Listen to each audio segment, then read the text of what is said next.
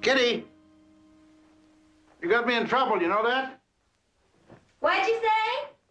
Come out here a minute, will you? Look what you're doing to me with your good cooking. Don't you find it, Big Bear? It looks good on you. You're so sweet. You're so soft, and you're so beautiful. Come on, Coach. You've got a game, and I've got shopping to do. All right, buy yourself some pretty things. Have a good time. I love you.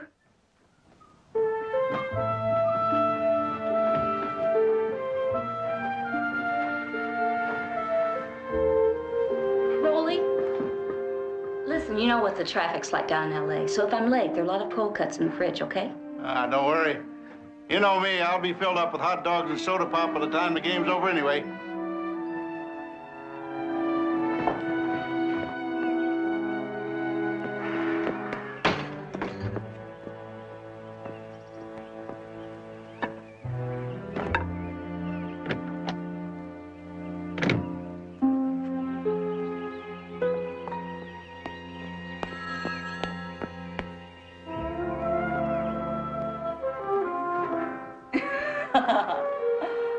Well, no, honey, I can dig it.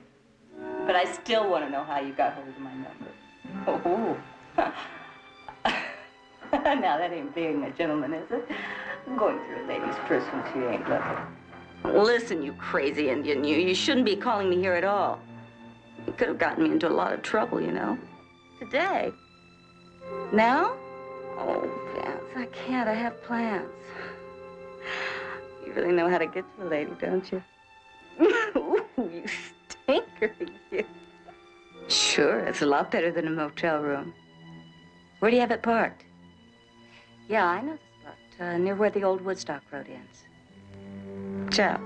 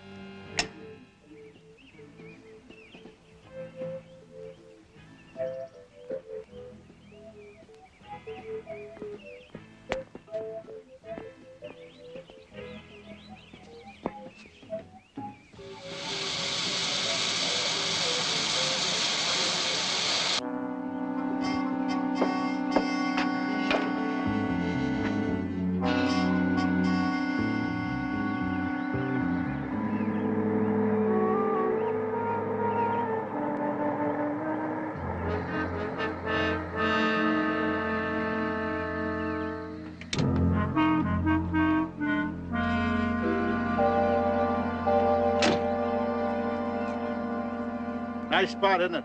Probably good for trout. That'd be good for bluegill, too. Maybe big mouth bass. Hey, look, man. I'm staking this spot out for a girl that'll be here in about a couple of minutes. So if you're gonna do any fishing, how about trying someplace else, okay? Fishing? No. Oh, no fishing. I coach a little kid's baseball team on Saturday morning. So aren't you gonna be late for the game? Are you in love with her? Who? Oh, this girl you're meeting. Love? That's one four-letter word, man, I never use. What's it to you, anyway? Is she in love with you? Take off, man. Go mind your own business. This is my business. She's my wife. What are you trying to pull? I have to know. Stay back, man. Is Kitty in love with you? Kitty? Her name's Alita. Yeah, man, we're talking about two different gals. No, we're not. I'm telling you, her name isn't Kitty, it's Alita. She wouldn't be married to a nice guy like you. She's a real swinger, you know what I mean? Throwing her a trap? Hey, wait a minute, man, I didn't say that. Hey, wait down, man. Take a beautiful thing like her. You take advantage of her. And you use her. Kitty's not a tramp.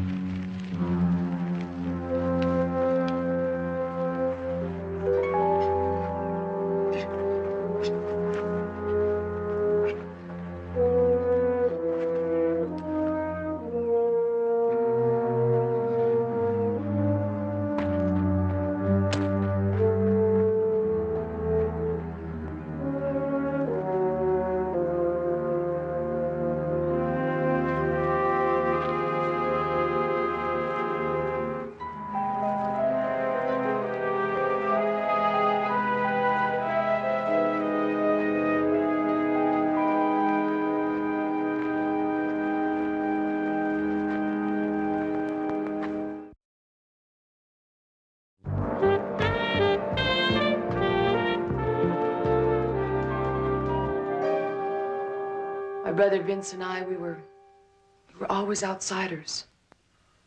Because our mother was Cheyenne. A full-blooded Cheyenne. And I'm proud of it. Well, that's something to be proud of. One of the first families of America. But whoever murdered Vince didn't think so. That's one of the things that puzzled me. The things that you told me on the phone didn't seem to reconcile with what they printed in the local paper. Got it all wrapped up very neatly, haven't they? Alleged psychopathic killer, Arnold Nesson, accused of 5 ritual murders. His last victim, Vince Stahl. I guess he killed those other people, but he didn't kill Vince. Why are you so positive? Because Arnold Nesson and my brother were kids in school together. They were best friends. And until I moved to Los Angeles a few years ago, he was like a second brother to me. A few years, things happen, people change. Mr. Jones, I loved my brother very much.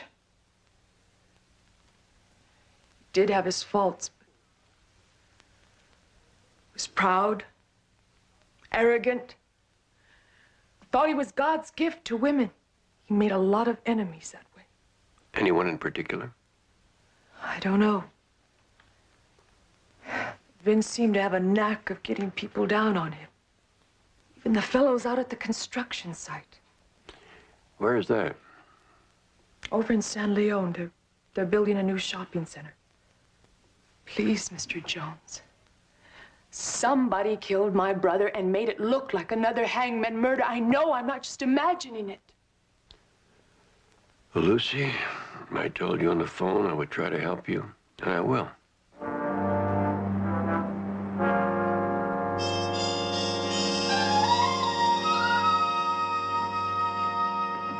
Sheriff, got a visitor. Barnaby, you old son of a gun. How you been, Rolly? Fine, just fine. Don't tell me. The fish are biting up in the high Sierras, right? Well, it's not the High Sierra. It's right here in Culverton, Rolly, that hangman business. Oh. Well, that's murky waters, Barnaby. I don't think the boy will ever be brought to trial. He's a Bible student. Mild as a mouse when you meet him, but then he decides he's God's avenger and kills 5 people. You sure, Rolly? 5, not 4? Now, I see what got you into this. Lucy Stahl, right? She's been on my back ever since the arrest. She has this idea she's not getting a fair shake. Just another dead engine, right? Lumps her brother in with all the rest. Sure she'd feel that way.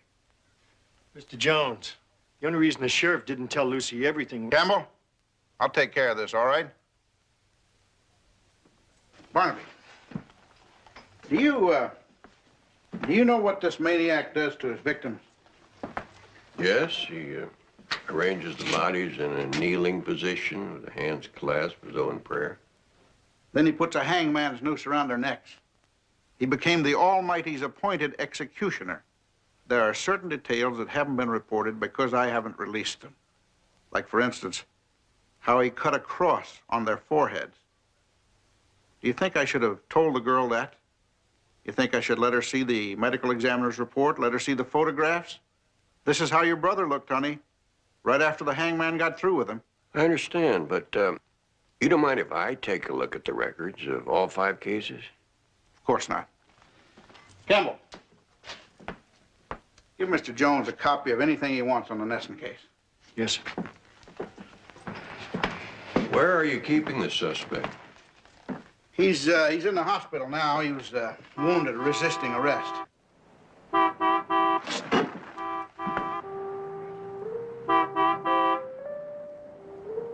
Barnaby, there's somebody I want you to meet. Sure.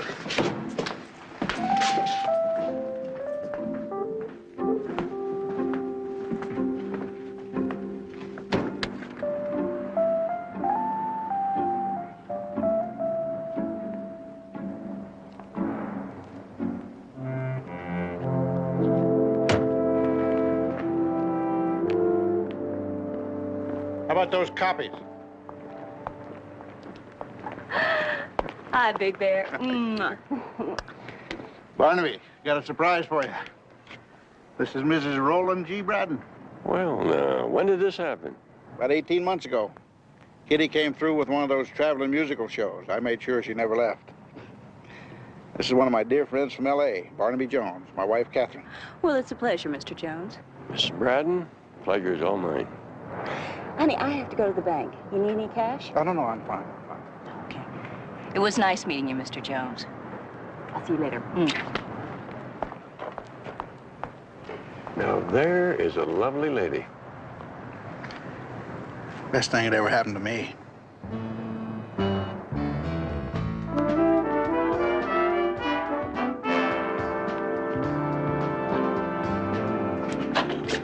Thank you.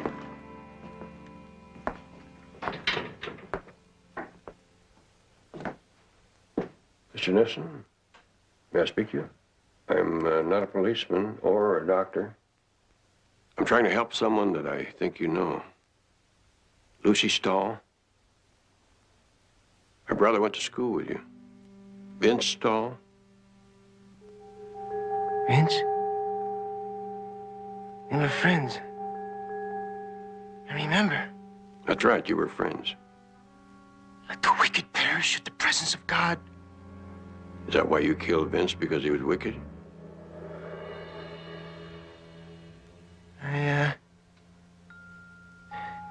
I don't know why. But they say I killed him. They say. Don't you remember? Yes, yes. I killed him. I remember I killed him. I killed them all. 5, Nesson, or just 4? I am the instrument of the Lord. The chosen one shall destroy those men which have not the mark of God in their forehead.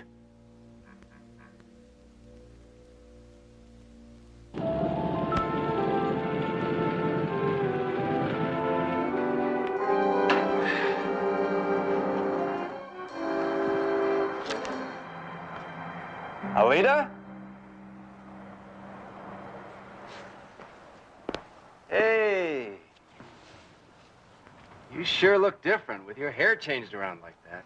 Billy, I can't talk to you here. Would you just please go away? Hey, come on. What is this? I've been looking out every night for you at the Roadhouse, hoping that we could... Billy, please. Just leave me alone now, and I'll explain to you later, okay? Is it because of what happened to Vince? Huh? Look, we were pals, you know that. But he's gone. We're still here. You always turn me on, Alita. You know that. How about it? Let's get together, huh? Okay, I'll come over to the Roadhouse, I promise. How about tomorrow? I get off around noon. Tomorrow. Now, will you go, please? Yeah, ma'am.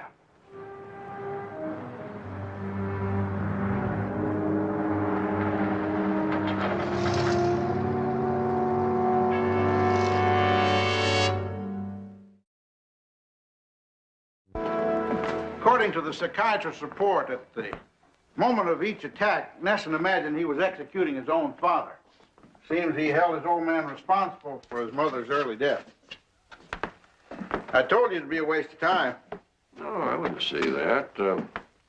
I was surprised to see that he was so small. I bet he doesn't weigh over 130 pounds. Vince Stahl, 6 feet, weighs 170. I wondered about that, too. I figured that Nesson probably took Stahl by surprise, maybe from behind. Well, they do say madness gives a man superhuman strength. Yeah. Well, here are these copies for your files. Yamo, Yes, sir. the Nesson file. Rolly, are you absolutely certain in your mind that somebody else didn't kill Stahl using the hangman's MO? Barnaby, you've seen the files. You know there are certain details that I didn't release. And there's no one that could know those details except the real hangman or us. But there are certain inconsistencies in the files. For instance, the rope. Now, in the first 4 murders, the rope used was a fine white nylon. In Vince Stahl's case, it was hemp, old and worn. Maybe he just ran out of the nylon. Campbell, ain't you supposed to be relieving Gorman on that Macaulay Ranch stakeout? Yes, sir, but not for a half an hour yet. Well, since you're so all-fired anxious to help, why don't you go now? Yeah, yes, sir. On my way. Then there was the murder weapon. In all four of the murders, the weapon was either a blunt instrument or a knife. Vince Stahl was the only one that was manually strangled. He was the youngest and the strongest. All the rest were in their 50s, about the same age as Nesson's father. Don't you think I've looked into all these points? Don't you think I've checked them out? I know you have. I'm just airing out my mind, Rolling. And the more I do, the more it seems like a copycat killing. Yeah. Listen, I got work to do. Listen, we can talk about it more later at my house, maybe at supper, both of you. Kitty's a great cook. Sure, that sounds like a fine idea. We'll call you when we get back from San Leon. San Leon? What are you going way out there for? For Vince's work. I promised his sister I'd check this out all the way.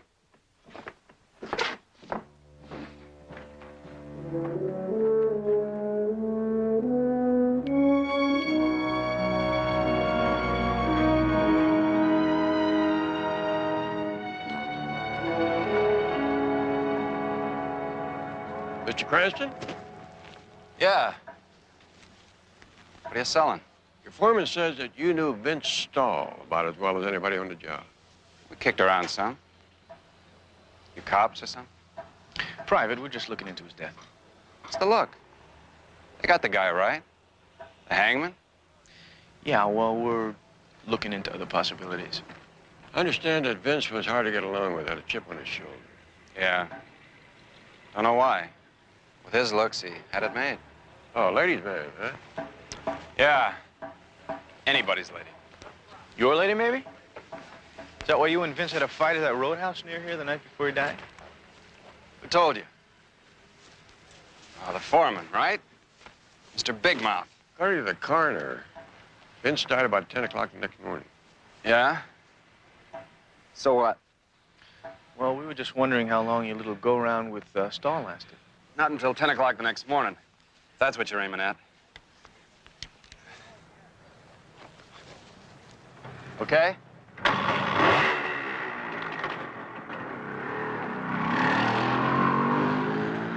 Oh, here he is now, ma'am. For you, Sheriff, the missus. Oh, good. Thanks a minute. Hi, hon. Rolly, listen, there's a sale at Trent's. You know that new store over in Patterson Springs? Going shopping again? Again? Well, my tire was flat the last time, and so I couldn't go. I told you about it, remember? Yeah. Well, I didn't mean for you not to go. And listen, if you're going to be late, there's some cold cuts left from the other night. Well, I didn't say I was going to be late. But in case I am, I'll give you a call. Drive careful, all right? Okay. I'll see you later.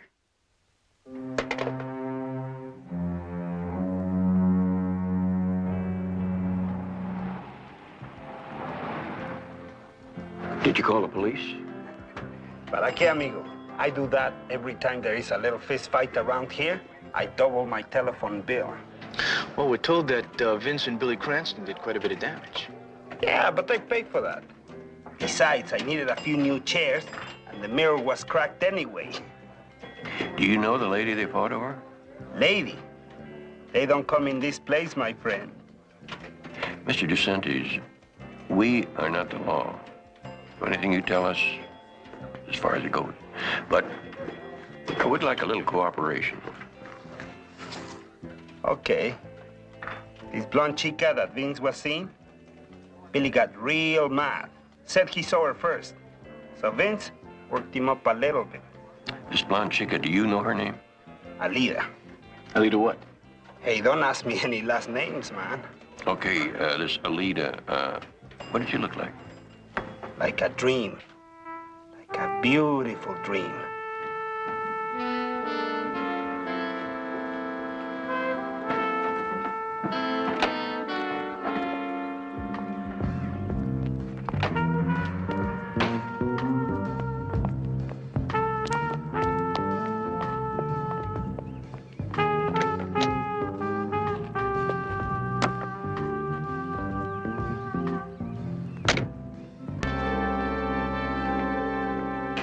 Jones, the sheriff's not in. Something I can do for you? Well, as a matter of fact, maybe you can. Do you have any information on a young fellow named Cranston, Billy Cranston, working on some shopping center project over at San Leon? San Leon. That's over 10 miles outside of our jurisdiction. Oh, this may be of interest to you. From the L.A. coroner's office. When did it arrive? Yesterday. I guess the sheriff forgot to mention. Our medical examiner wanted another opinion on the wound found in Vince Stahl's forehead. What wound? I thought he was strangled. As part of the ritual, the hangman cut the figure of a cross in the foreheads of all his victims. Lacerations on Vince Stahl's forehead, much wider from those found on the previous 4 victims. What does that add up to? Well, it seems to indicate that the instrument used on Vince didn't have the clean cutting edge of a knife, same as that used on the other victims. It could have been etched with a hammer and chisel for all that matters. Nesson did it, you bet. I wish I were as sure as that. Yeah, but it's the hangman's M.O. It all adds up. I mean, the cross on the forehead and the noose around the neck, Vincent's body kneeling, and the pile of stuff in front of him. What pile of stuff? Oh, you know, his wallet and keys and money and jewelry, all his personal effects. What do you mean, like an offering? Yeah, whatever. You read it all in the case files. The details being withheld from the public. I don't remember reading anything about personal effects. I guess the sheriff's still sitting on that one. Nope. Nothing on any Billy Cranston. Well, how about a call to the sheriff in San Leon? Maybe he's got something on Cranston. Yeah, could be. But I'll need Sheriff Braden's permission. Yeah, I'd appreciate it. Thank you. I can't take the chance of us being seen together. Why? Who are you afraid of? It's none of your business. I just can't be seen with you, that's all. Okay. So let's go someplace. Where? Cedarland Motel, over by Riverview. I already got us a room. Okay. Okay. I have a call to make first, though. You go ahead and I'll meet you. Yeah.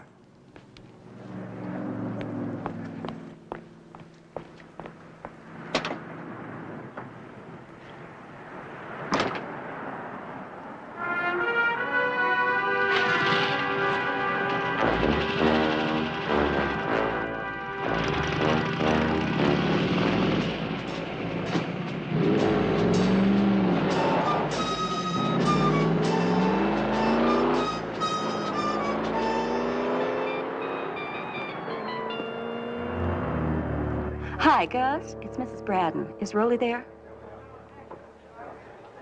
Oh, well, would you tell him I called to say that I'd be late, please? Thank you.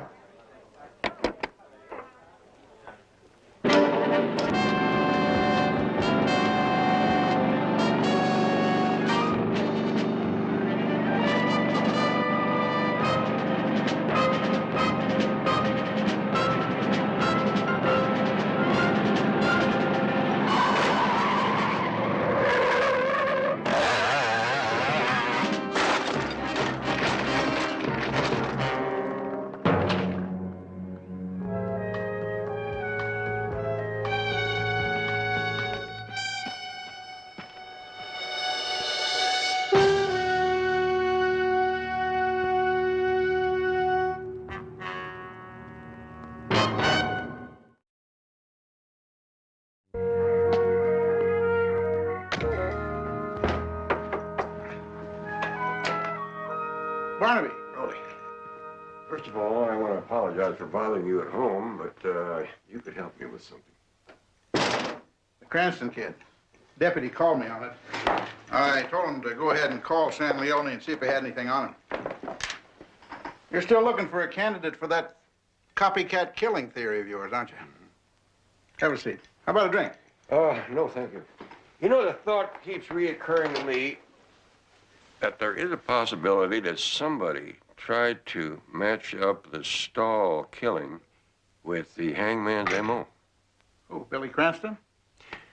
He knew Stahl's habits and movements. He was strong enough. Might have even had a motive. I understand they had a fight over some girl, a girl named Alita? That name mean anything to you? Nope.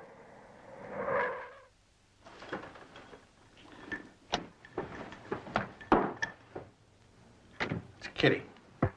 That scene of the crime evidence that's being withheld, how many people in your department know all the details? Oh, besides myself, there's the medical examiner, 2 deputies, Bert Campbell and Gus. Why? Well, if a case were made against Cranston, I can't figure out how he would have gotten all this information, which you withheld, some of it from me. Now, you know how it is, Barnaby. You gotta hold something back, else the defense might claim that the evidence has been tainted by showing it to too many outsiders. Rolly!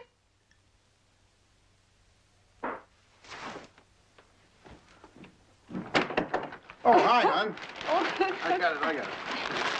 What a sale I found. Mrs. Braden, may I help you? Mr. Jones, no, I'm going to take these upstairs. Would you excuse me, please? Well, here's more bargains I can't afford. I'll bet husbands have been using that line since the ancient Greeks. Excuse me.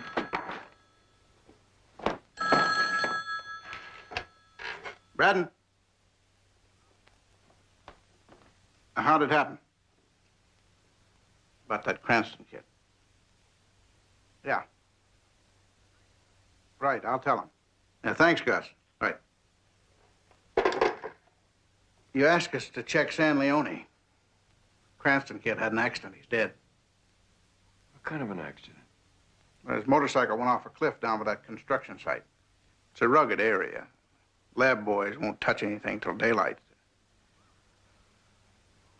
Well, it kind of blows that Cranston angle, doesn't it? Sure looks that way. We could only find that girl that they fought about, Alita. Well, I mean, even if you did find her, what could she tell you? Well, I wouldn't know until I asked her a few questions. Well, thank you, Rolly. Good night. And Good night. Say good night to your lovely wife.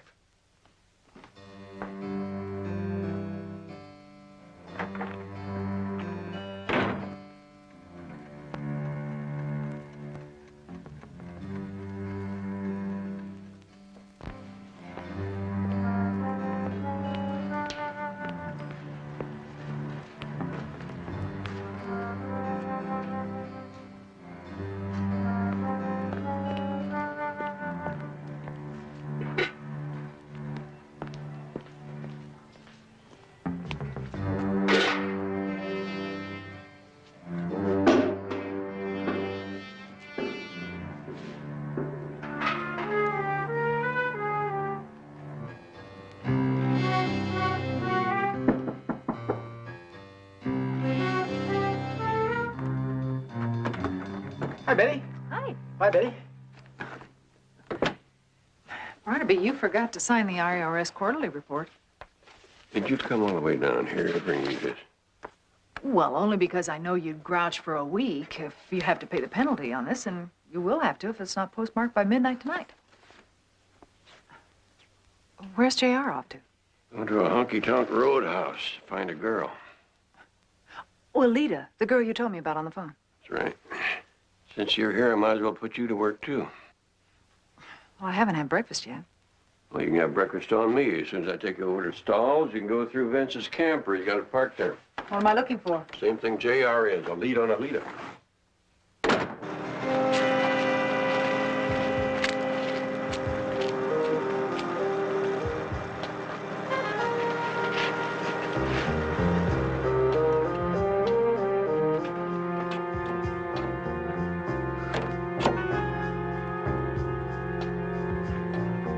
Sheriff? How's some more paint flakes? Off this fender, all right. Looks to me like that bike may have contacted something up here on the road before it went over the side. Sure looks like it, doesn't it? Barnaby. Rolly? How you been, Clem? Oh, pretty good. Straying pretty far out of your territory, aren't you, Sheriff? Well, there's a chance that this Cranston kid could be connected with a case that my department's looking into. I thought I'd give it a look-see. Well, all I can tell you right now, it appears he might have been forced off the road. Hey, Jerry, let's get a couple of pictures of where it went off over here. Excuse me. Surely. Barnaby. She was at the roadhouse yesterday. Just a few minutes, not long after we left. I tried to get some information. Whoa. Slow it down to a gallop. He's talking about Alita. That's our elusive blonde. Yeah, well, the owner of the roadhouse, Caesar, was really tight-lipped about it until he found out that Cranston was dead, and then he was really shaken up, and he started to give me all... What about Alita? Well, she came to the roadhouse to meet Cranston, and they had some words, and he took off on his bike. With the girl? No, she stayed by to make a phone call, but the capper is that when he took off, Caesar, who's the owner of the roadhouse, saw a Jeep go after him. A Culver and Sheriff Department Jeep.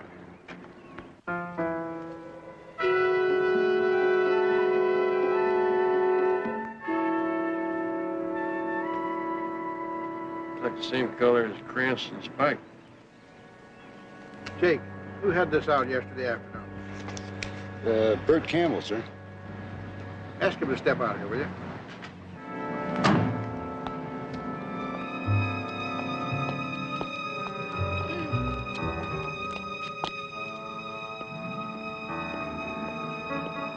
Where were you yesterday afternoon, Bert? You know where I was, where you sent me. I was on stakeout out at Macaulay's place. Anybody see you there? Talk to anyone? Of course not. I was on a stakeout. What's this all about? See if you can check that out, Jedediah. Ever hear of a gal named Alita, Bert? Alita? She hangs out around Taylor's Roadhouse. You've been out there, haven't you, Bert? Sure, a few times. But I never heard of any Alita. You're a ladies' man, aren't you, Bert? That Alita must be something, huh? Well, Sheriff, I told you, I don't know her. Vince Stahl knew her. Billy Cranston knew her. They're both dead. So? So in light of certain information that Mr. Jones has brought me, plus the fact that we found red paint on your hubcap, it just might be the possibility that somebody wanted the both of them dead so that they could have the lady all to themselves. Are you accusing me? Right now, I'm just suspending you from duty until we sort things out. So you won't go too far, I'm holding you on suspicion of reckless driving.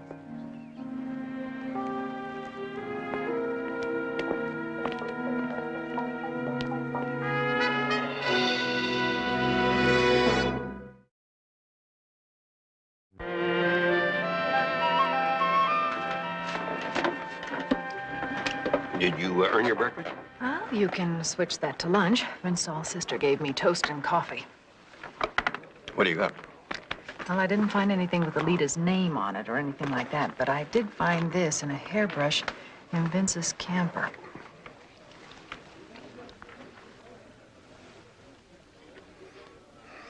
Blonde. As you can get. Platinum. Now I know we've had so much trouble finding her. This is not real hair. Nylon from a wig. When JR calls, tell him to try me at the sheriff's office.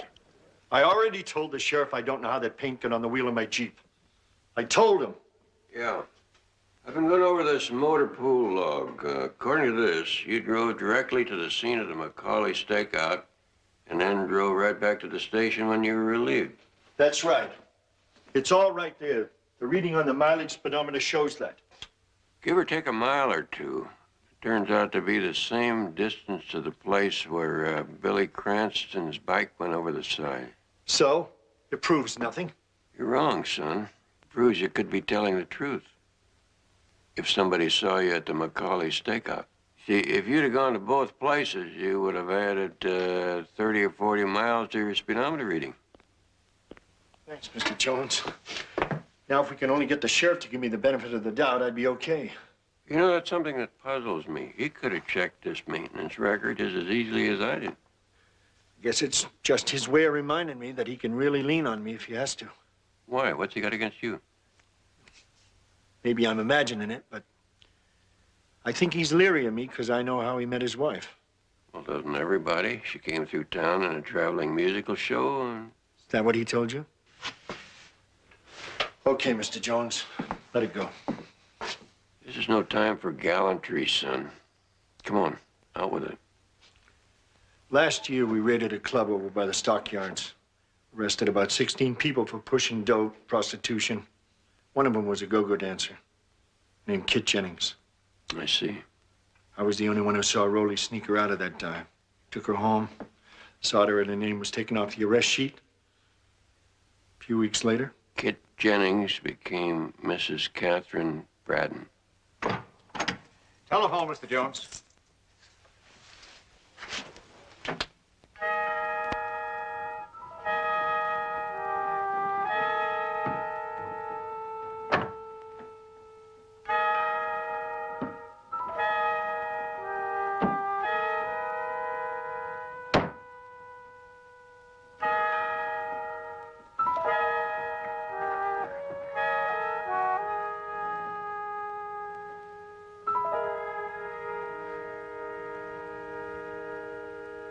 That's right, Barnaby. He was cutting brush on the slope. Oh, just a minute, Jedediah. Deputy Willison is here. Why don't you spell it out for him? Okay. There was a field worker who saw Deputy Campbell in his Jeep in the trees behind the Macaulay Ranch house. Now, he had him in full view on and off for over 3 hours, from noon to close to 3:30. And Billy Cranston died around 12:30, 1 o'clock. Well, looks like you have grabbed the brass ring, Jedediah. Get the name of that field worker and then get back here. Right.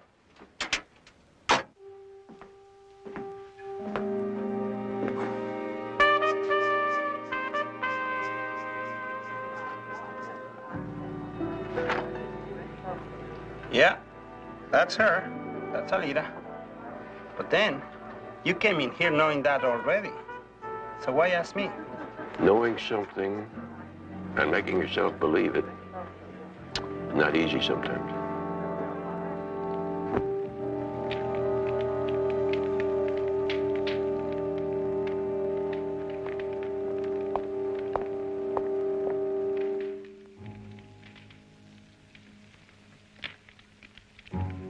How long have you known?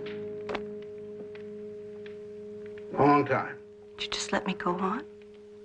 Well, I was afraid I might lose out in a face-off. I look in the mirror, you know, I see what I am. Oh, Rolly, don't. Please don't put yourself there. Rolly, I love you. In spite of this craziness in me, I do love you. Just as you are a good and a kind man. But I'm not exciting enough for you, is that it? Like that half-breed of young bucks down at the construction site? Know about Vince? I wasn't spying or anything like that. It's just that I overheard you making that date with him to meet him at the lake. And then you went to the lake? It was just eating me up. I had to talk to him. I had to... He as much as called you a tramp. Oh, my God. You killed him. I didn't mean to. I should have hurt him. You should have seen that smirk on his face. And Billy Cranston, too. Yeah, well, I couldn't stop you, so I figured the next best thing was to stop him.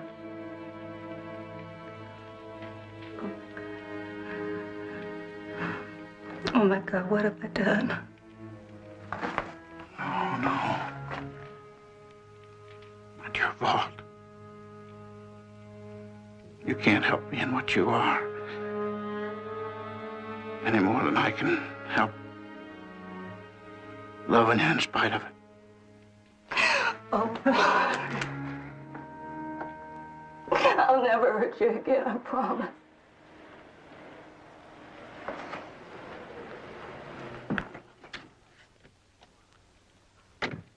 Barnaby. Rolly, what are we going to do? He's not going to stop until he finds out everything. Now, listen. If need be, I'll take care of Barnaby. It's just, tell him I'm on my rounds or anything. I'm too tired to Mickey Mouse with him now, all right? Please.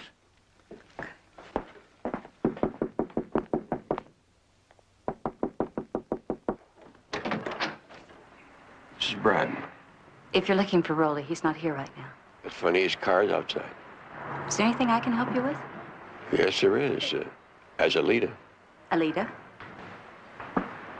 Actually, you can help Rolly a great deal more than me. Sorry, I don't understand.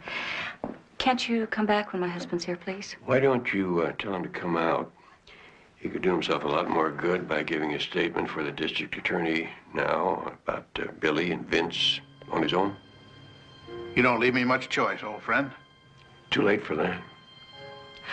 No, it's not too late. Now, if we get a little head start, then we can go someplace where they'd never find us.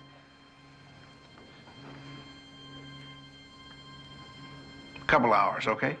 And if I don't, then what? You shoot me? I don't think you can. I'm between a rock and a hard place, Barnaby.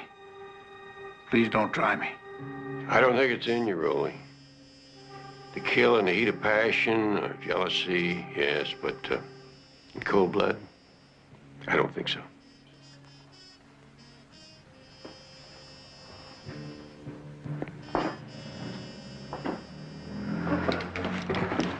You stay right where you are, Mr. Jones.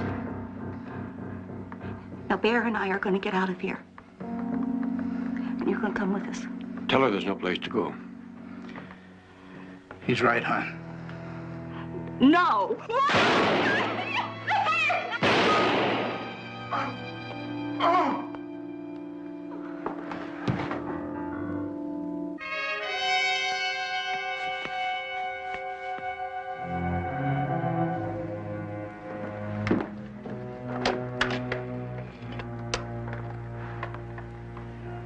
Operator, this is an emergency. I guess it's gonna take some getting used to now that Rolly's not around here to bark at me anymore. Yeah, must be kind of a cold feeling to be giving orders instead of taking them. Well, whatever else Sheriff Braden was, he was a good teacher. Good luck, Sheriff. Thank you, Mr. Jones.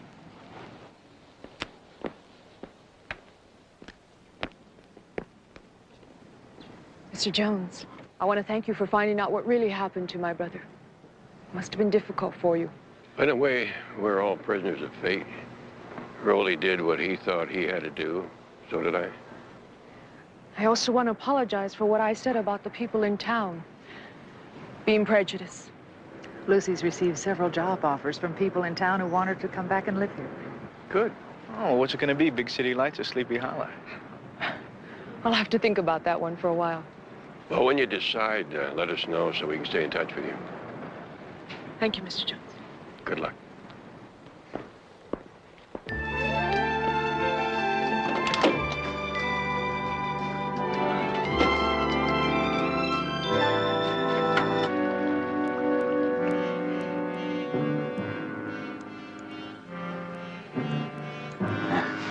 I went too far.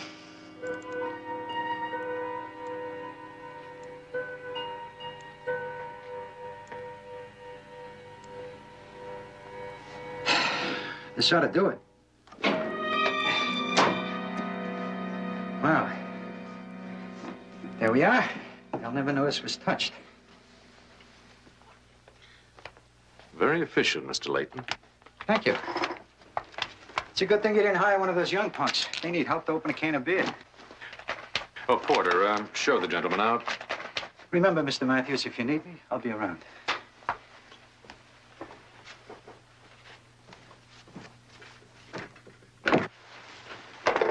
Matthews, did you have to hire an ex-convict? Well, it was the best I could do on such short notice. Sorry he didn't have a college degree.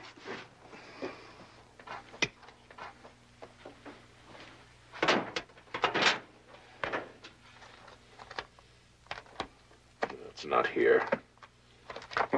Well, it has to be. Well, try another file. After 20 years, don't you think I know where Bradley kept his personal papers? Corporate reports, debt on mergers, land acquisitions, tax statements. It's a waste of time. The will must be there. Now, I did what you told me to. Bradley sent the will over yesterday, and I destroyed it. Now, what happens if the original turns up? You know, for an expensive lawyer, you panic too easily. There's only one person who knows where the original will is. Who's that? Margaret Jason.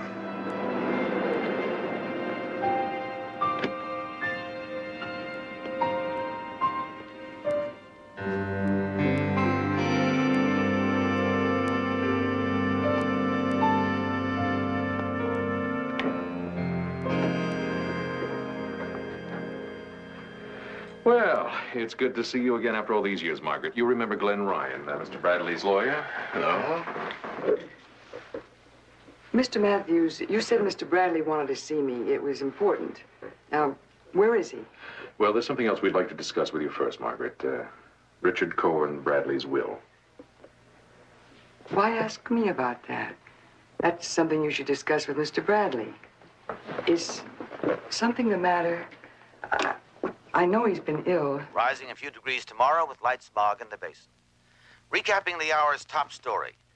Richard Corwin Bradley, one of America's richest men, died tonight at the age of 52 aboard his private plane en route to London for medical treatment. Bradley, whose personal fortune has been estimated at $500 million, had no close relatives, and there's considerable speculation as to who will inherit. He was still so young.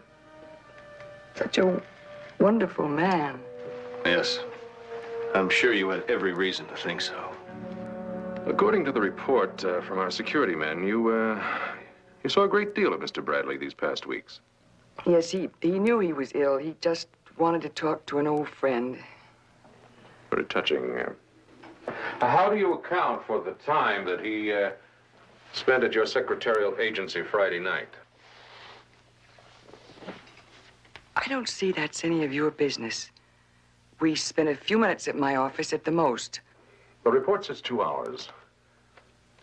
Just enough time to type up a new will, wouldn't you say? I don't know anything about a will. Mr. Matthews, you got me here to see Richard Bradley. Now, if you'll have your man take me back to my... Margaret, you are not going anywhere until we see that will. You can't hold me here. See that she doesn't leave the grounds.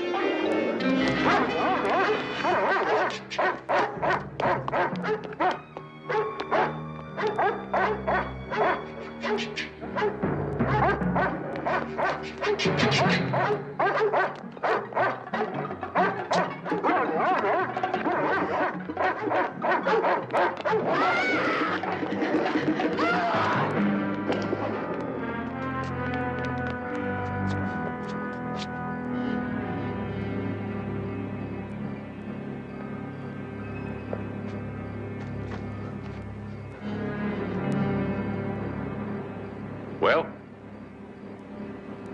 She's dead. How could you let this happen? Well, it was an accident. It was nobody's fault. She behaved very foolishly. Porter! Make sure the accident didn't happen here.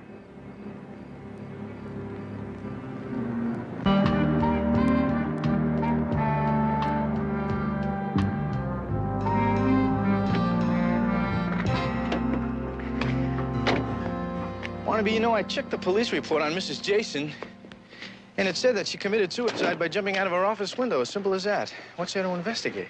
Well, Betty says that Linda, her daughter, is pretty upset, and the least I can do is talk to her. But what about the Grand Prix qualifying trials at Ontario? We'll never make it. The drivers will just have to make it on their own. Oh, good. I'm glad you're here. Come on in. Linda's out back. She's calmed down a bit. At least I hope so. What is so important about Margaret Jason? Well, Mrs. Jason used to supply temporary office help for Barnaby when I was on vacation. Yeah, but if she's just an acquaintance, why are we going through all the trouble of...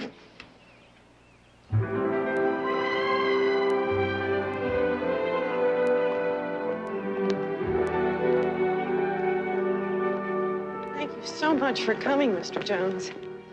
This is my associate, Jedediah Romano Jones. Hi. Just call me J.R. How do you do? Well, would you like to sit down? Thank you. I hate to bother you, Mr. Jones, but the police just won't listen to me. They think that I'm some kind of a silly, hysterical kid.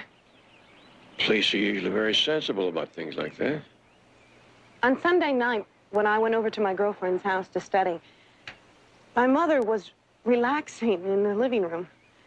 She was wearing a robe.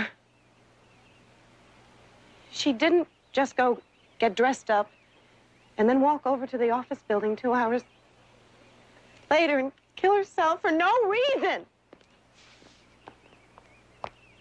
Honey, sometimes there are reasons we just can't see.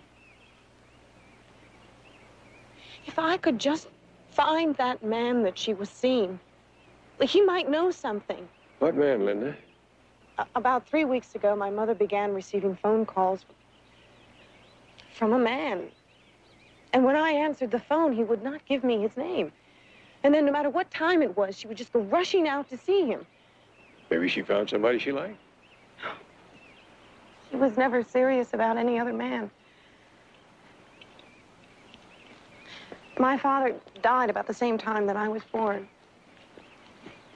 He was the only man that she ever talked about. Did you ever ask your mother any questions about this man who kept calling up? Yes. But every time I brought it up, she either got nervous or she changed the subject. Did you ever get a look at him? No, but I tried. Last Friday, he drove up in the same black limousine, but he just sat in the back. He wouldn't get out. It was almost as if he was afraid to be seen. Well, that man could have killed my mother. Linda, isn't it possible that your mother could have fallen in love with a married man? Then maybe he tried to break it off. She became despondent. You knew my mother, Mr. Jones. She wouldn't kill herself. Oh, please, you've just got to help me.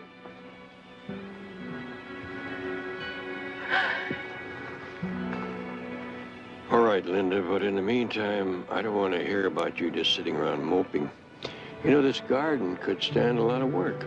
Those glads over there are positively rickety. I know. I promised my mother that I would replant them. I haven't gotten around to it.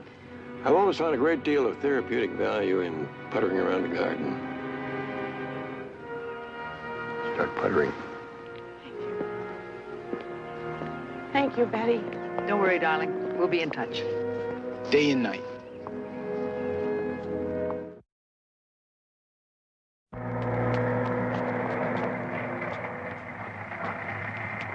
Mr. Ryan, when the Bradley will was probated this morning, the estate was merely listed as in excess of $1 million. Now, I wonder if you and Mr. Matthews, as executors, can give us an exact figure. Isn't it closer to $500 million? The law does not require a specific amount. Well, that will was written in 1958, sir. That's a long time ago. His fortune must have multiplied at least 10 times since then. Didn't he make any later provision? There is no other will that we know about. Now, if you'll just clear the gates... Gentlemen, the bulk of the Bradley estate will go to charity. Since he was confident we would carry out his last wishes, there was no need for a later will. Well, didn't the judge raise that same point in court? And he accepted the same explanation, with better grace, I might add. I hope that answers most of your questions. If you get out of the way, please. All right, let's go. Move on out. I don't think there's a question. Now, that'll be all, gentlemen. Thank you.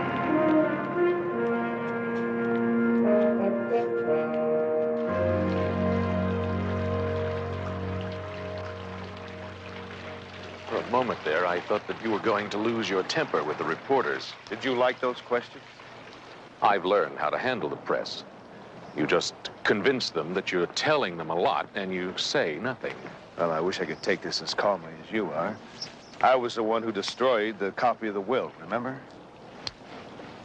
Well, not out of any favor to me.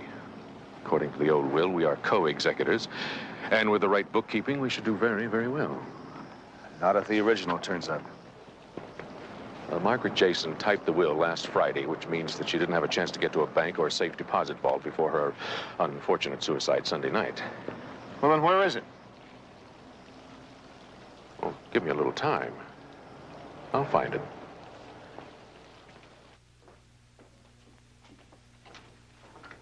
Miss Jason, sorry about the delay in returning your mother's belongings. Police procedure takes time. I understand.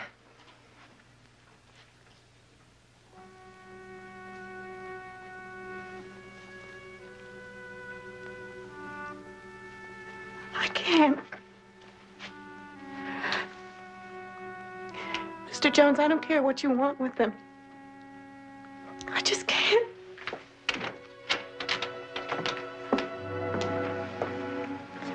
I'll look after her. That girl's having a rough time, Barnaby. Why don't you tell her the truth? I will, as soon as I find out what it is. Wonder if I could take this stuff with me and run it through my lab.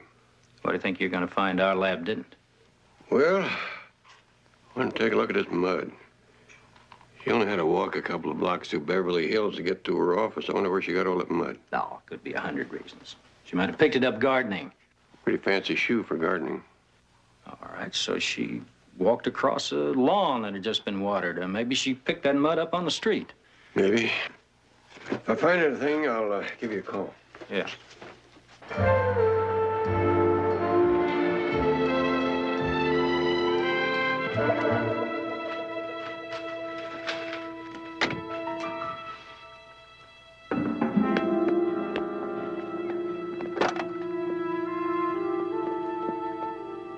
What's the matter? I'm sorry I made such a scene. When I saw her clothes, I just couldn't help it. Be silly. That would be rough on anybody. Come on. JR, you're so sweet. Giving up your time like this. Well, it's part of the job. What I meant was thank you.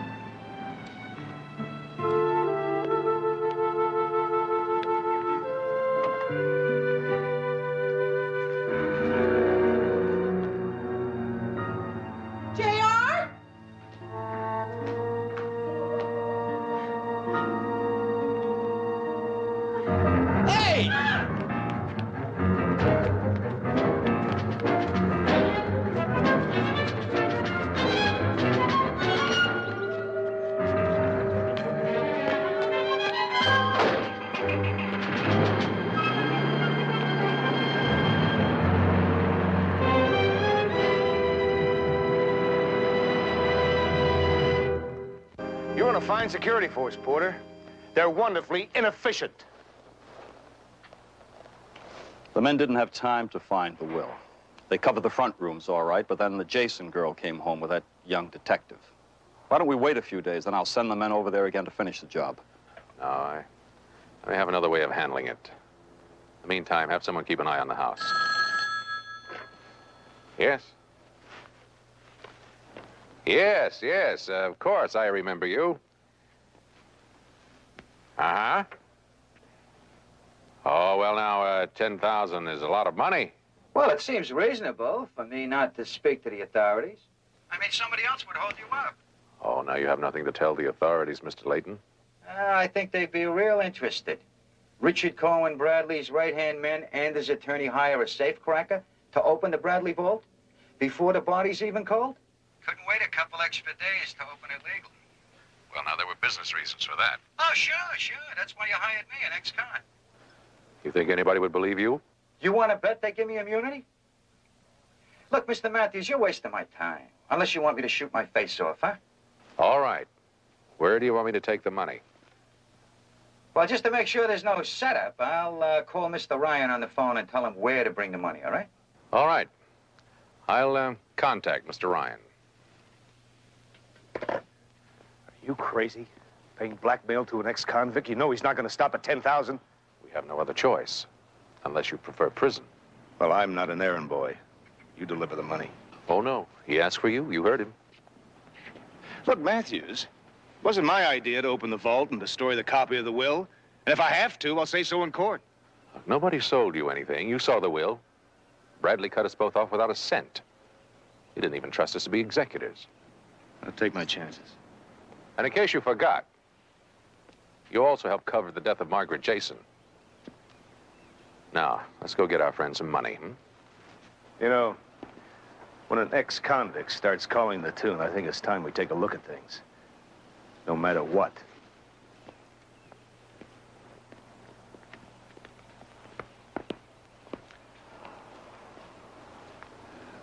Mr. Ryan is going to deliver some money to Harry Layton. take care of Leighton and see that Mr. Ryan is taken care of, too?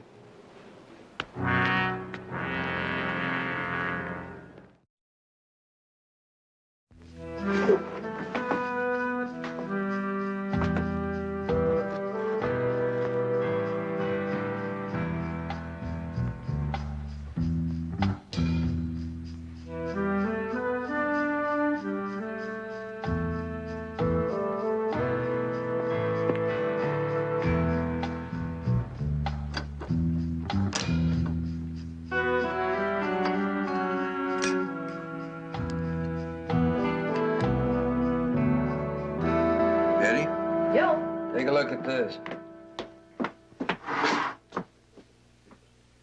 I found it in the hem of Mrs. Jason's dress. Beautiful. I've never seen anything like it. Yeah, I don't think many people have.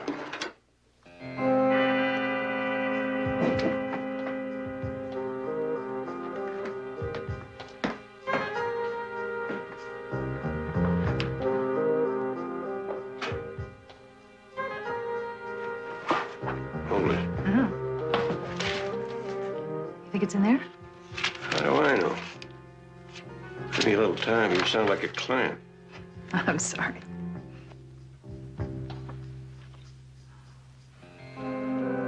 Could be it. I don't think I can pronounce that name. Stymophyllon affine? A vine grown in the jungles of Brazil and the West Indies. Banned for importation into the United States. But I don't know how Margaret Jason could have caught a petal from a flower like this in her dress walking down the street in Beverly Hills unless she went by way of Brazil. Barnaby, how about this? Suppose she died someplace else and then was taken to her office building and made to look as if she had jumped there. Betty, you're developing a very fine, suspicious mind. Thanks to you. You know, we don't know much about Margaret Jason. Except that she was a nice woman, reliable. I want you to go down to the courthouse or the Hall of Records, any place you have to go and find out everything you can about her. All right. Any calls for me while I was out? Nothing, Miss Thompson. What is Mr. Jones doing in there? Oh, he said he was working for Linda Jason and that he had to go through the books. Well, I thought it would be all right. Here. Mr. Jones, may I help you? Miss Thelma, I don't want to step on anybody's toes, but there are certain things that I had to find out about Mrs. Jason since Linda asked me to look into her mother's death. Poor Margaret. I suppose I was her very best friend. But I don't understand what that has to do with the agency's books. And I don't understand how she could maintain such a big house in Beverly Hills with such a small agency. Well, things are a bit slow right now, but we do very well, and we have a very fine reputation. There's a check here. Ken Ray Corporation for $3,000 signed by Glendon P. Ryan. Oh, yes.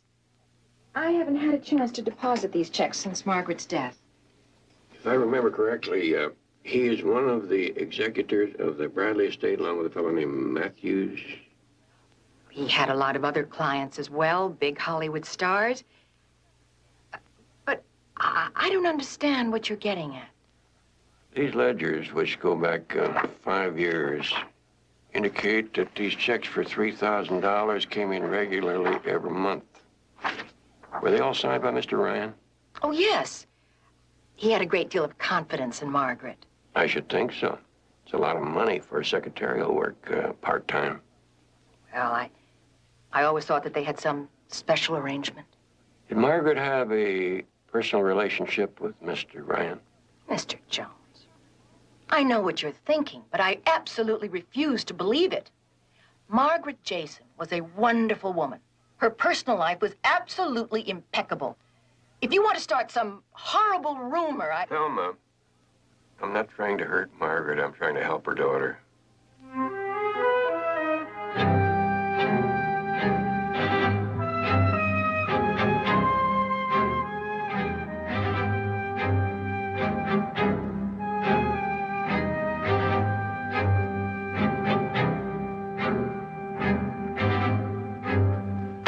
Mr. Ryan? It's the last payment. Sure. Wait a minute, let me check this out. It's the whole 10,000. I don't want to waste my time with you.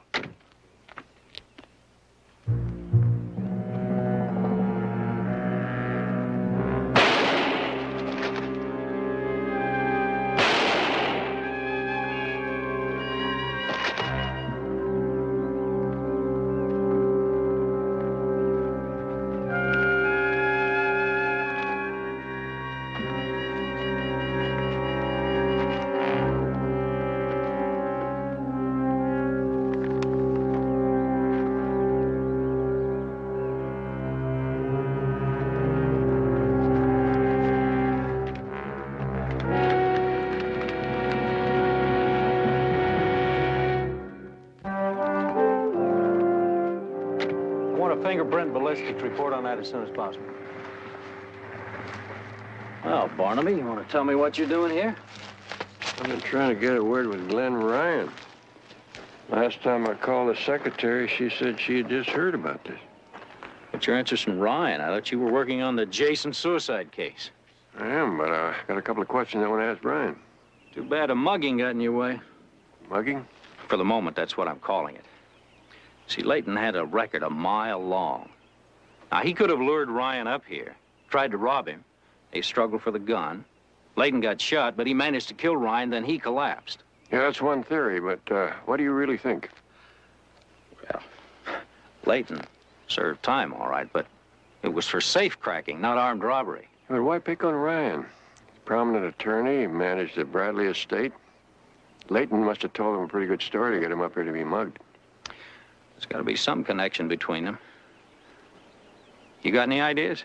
No, but when I do, I'll communicate with you.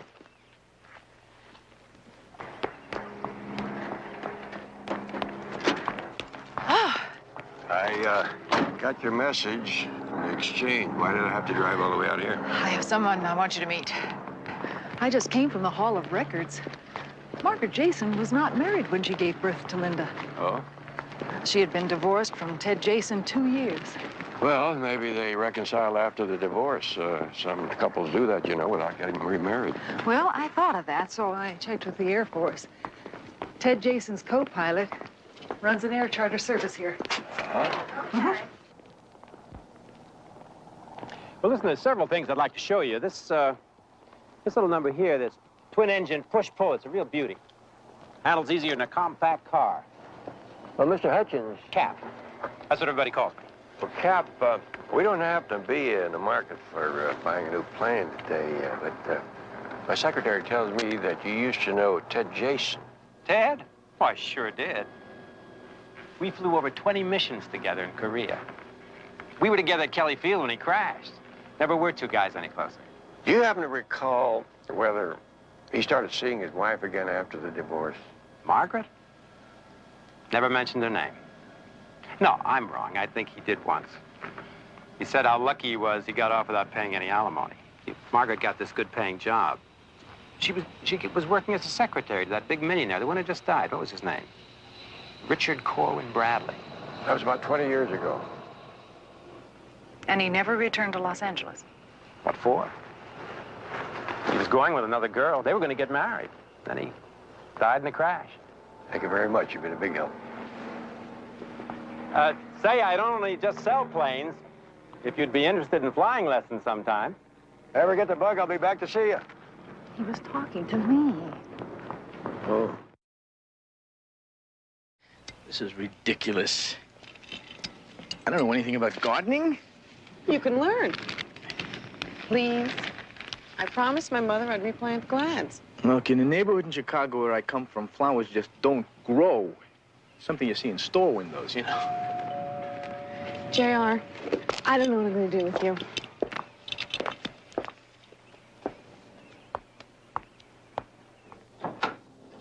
Linda! Thelma. I'm so glad you're home. I've been sitting at my office worrying about you. Thelma, you're such a dear. You're so pale and so drawn. I should have been checking up on you long ago. Oh, I didn't realize you had company. Yeah. Come on. Thelma Thompson, this is J.R. Jones. Hi, how are you? Hello. Thelma was my mother's closest friend. She practically ran the secretarial service. And as far as I'm concerned, you can keep on running it for as long as you want. Oh, thank you, dear. Well, I'm sorry. I didn't mean to barge in on anything. Don't be silly. J.R. is a relative of Mr. Jones. He's also his associate. I've asked them to investigate Mom's death. Oh, so I understand. Mr. Jones was in the office this afternoon, poking around things. Linda, are you sure you're doing the right thing? Positive. There have been a lot of strange things going on. Earlier today, 2 men broke into the house. Well, they were searching for something when J.R. and I surprised them. Oh, no! But you can't possibly stay here while things like that are going on. Why don't you come to my house? Stay with me a few days. I really couldn't do that. It's okay. I'll keep an eye on it. But what about at night? I mean, you shouldn't be alone. Oh, I'm sorry. There I go again, putting my foot in it. It's okay. I was going to stay on the couch anyway. Well, I was just thinking about appearances. Linda, look, I've offered to do what I can, but if you would prefer... Maybe Thelma's right. You've done more than enough already. All right, if it'll make you feel better. Look, why don't I toss a few things in a bag and come right back here? That way you wouldn't have to close up anything. It would be no trouble. Well, if it wouldn't be too much of a bother. I'll be back in no time. Thank you. Goodbye.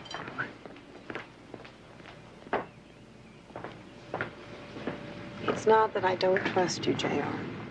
I know. You just don't trust yourself with me around. Oh, sure, because you're just so irresistible. No, I tickle it.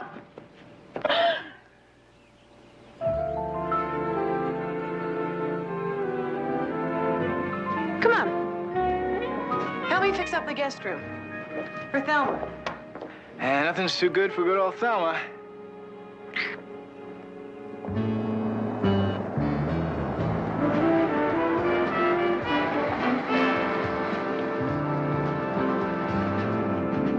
I can talk to Mr. Matthews. Mr. Matthews, not seeing anyone. Tell him I'm the detective on the Margaret Jason case. I think it'd be better if I talk to him than to the newspapers. Wait right here.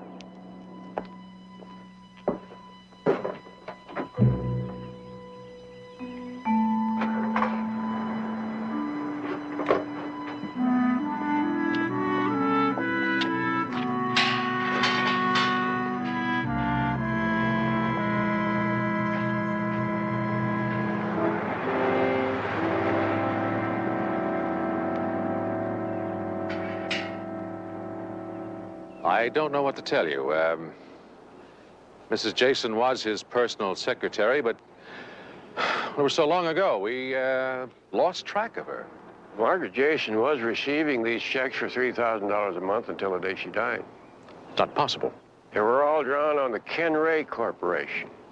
According to the Commissioner of Corporations, that's a wholly owned Bradley company. Well, those checks never came to my attention. They were all signed by the attorney for the corporation, Glenn Ryan. Unfortunately, I was unable to speak with Mr. Ryan. Yes, poor Glenn. It doesn't seem possible. I never knew much about Glenn Ryan's personal life. So I suppose it's possible that he had been having an affair with Mrs. Jason and using corporate funds to pay her off? According to the bank records, went on over 19 years. And Mr. Bradley was one of the world's shrewdest businessmen. Suppose this fact could have escaped him? Well, now, Mr. Bradley had many interests. Isn't it possible these payments were made for Mr. Bradley himself? That's ridiculous. What for? Well, maybe he was having an affair with Margaret Jason. Richard Corwin Bradley did not have casual affairs with secretaries. I didn't say casual. 19 years, that comes to a lot of money. Mr. Jones, if Glenn Ryan was dishonest, that's unfortunate. I have nothing more to tell you. Thank you. I'll find my way out over the drawbridge.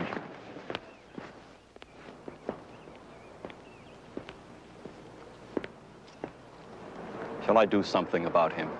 Oh, he's just guessing. Sir, I don't think he's just...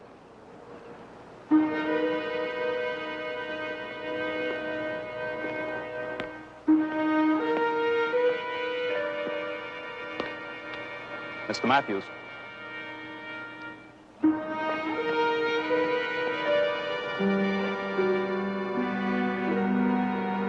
What's he doing? I don't know. I don't like it. He's working for the Jason girl. Suppose he finds the will.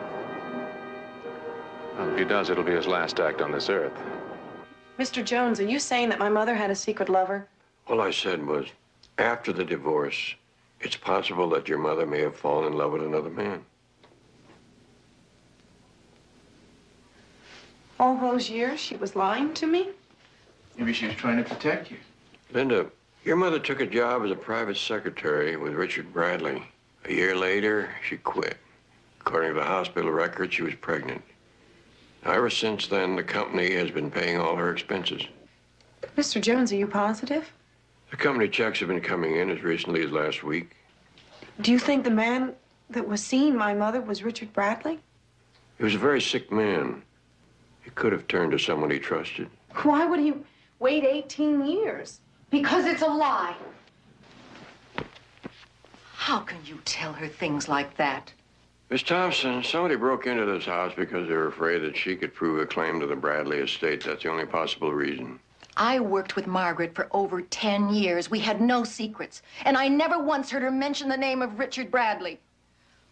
Linda's had enough trouble. Can't you let her keep some decent memories of her mother? Mr. Jones, I think it'd be better if you would leave. Linda, you hired us to help you. JR, please. Very well. Linda, your mother was a wonderful human being. You mustn't listen to stories like that. But why would Mr. Jones want to lie to me? I don't know. Maybe he's after some quick money in some nuisance suit against the Bradley estate. All I know is that I can't bear to hear those terrible things said about your mother. Oh, Ella, please don't get upset. I can't help it. I better go and make some dinner. Oh, Linda, I'm so sorry you had to listen to all that.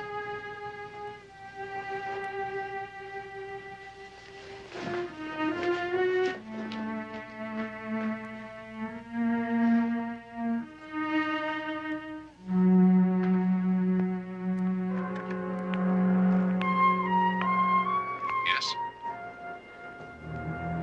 Everything's working out just fine, Mr. Matthews. Is the detective gone? Yes. Now I'll have plenty of time to look for the will.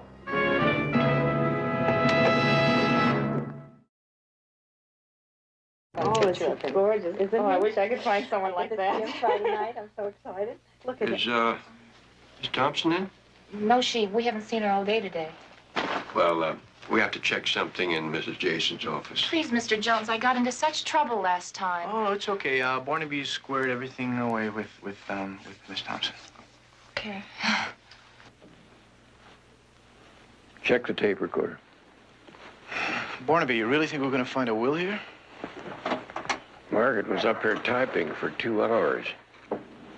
If that was Bradley with her, I doubt if he was dictating personal correspondence.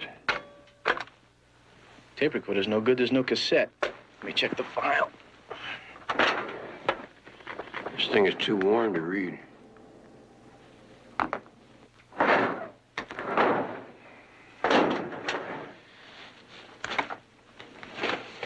Well, there's nothing in here but some bills, payroll records, and correspondence.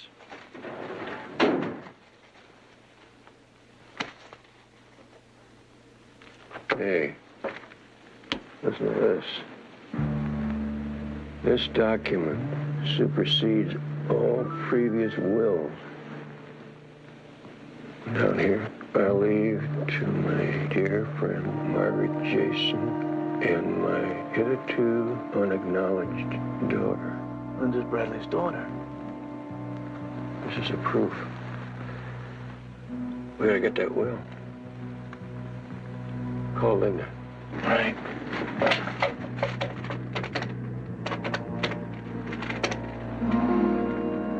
It's busy. I searched all the rear rooms. There's no trace of the will. Well, you'll have to go through the house again. I know it has to be there. Is the girl around? Well, I might have a little time. She's working in the garden.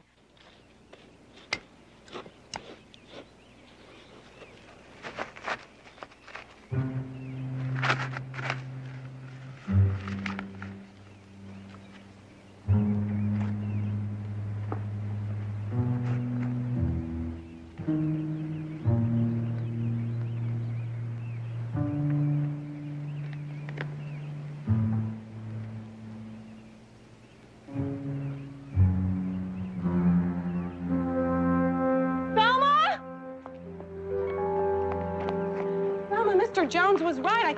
I found this when I was replaying the Glads. Well, what is it? Richard Bradley's will.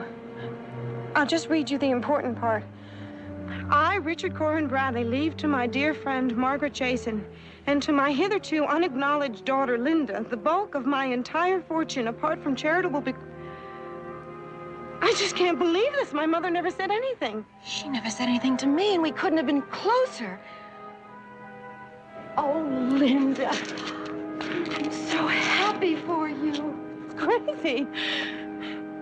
Well, I better phone Mr. Jones and JR right away.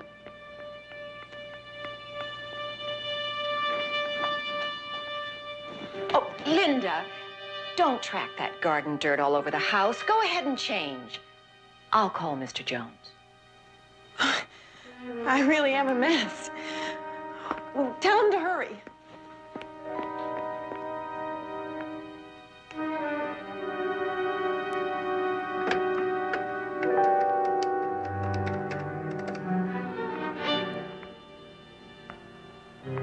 Mr. Matthews, the girl has found the will.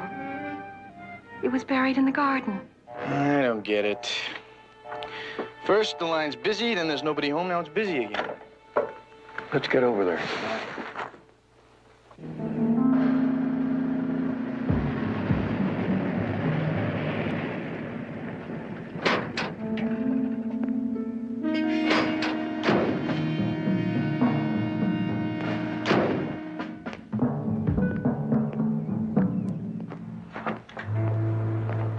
Where's the girl? She's in the bedroom.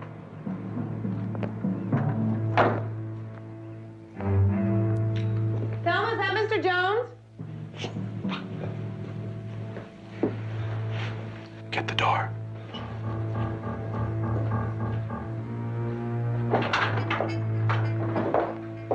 Oh, I thought that it was... Miss Jason, would you give me the will, please? Thelma, what is this? Give Mr. Matthews the will. Miss Jason, we don't want to hurt you.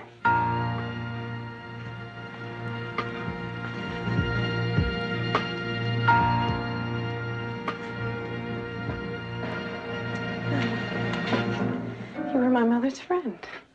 I'm sorry, but it won't be convenient for you to be around. No! Oh, no, sir! No! No!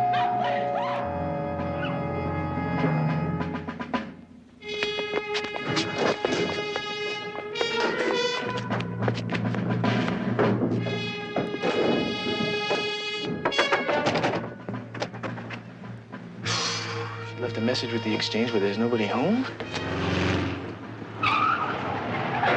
It's the same white van.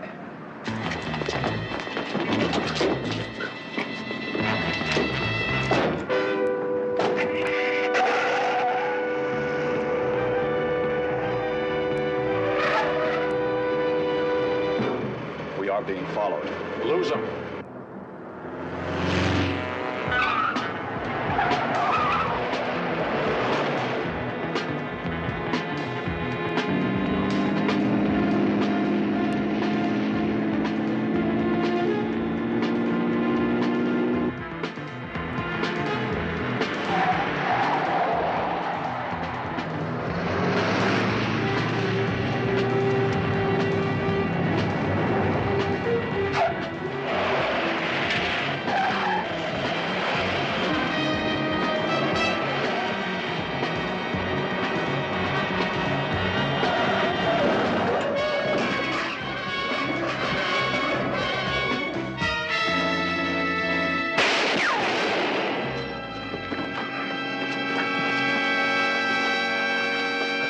Oh, come on.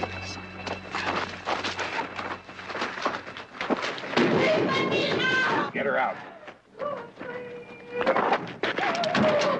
It's okay.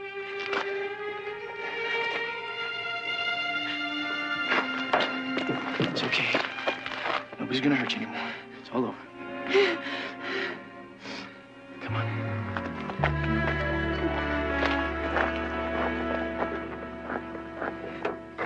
Mr. Jones, he has the will. I think I better file this. Linda, it is absolutely beautiful. If only my mother... Hey, you sure you're not gonna get lost in all these rooms now, huh? It is awfully big, isn't it? And it's so formal inside. Well, just keep in mind that in case you want to make any changes, you'll be able to. Looks like you have company. I'm sorry. I wanted to spend the afternoon with you, but the lawyers are here to discuss the probate. Well, we'll do it another time. Is that a promise? Sure. Okay.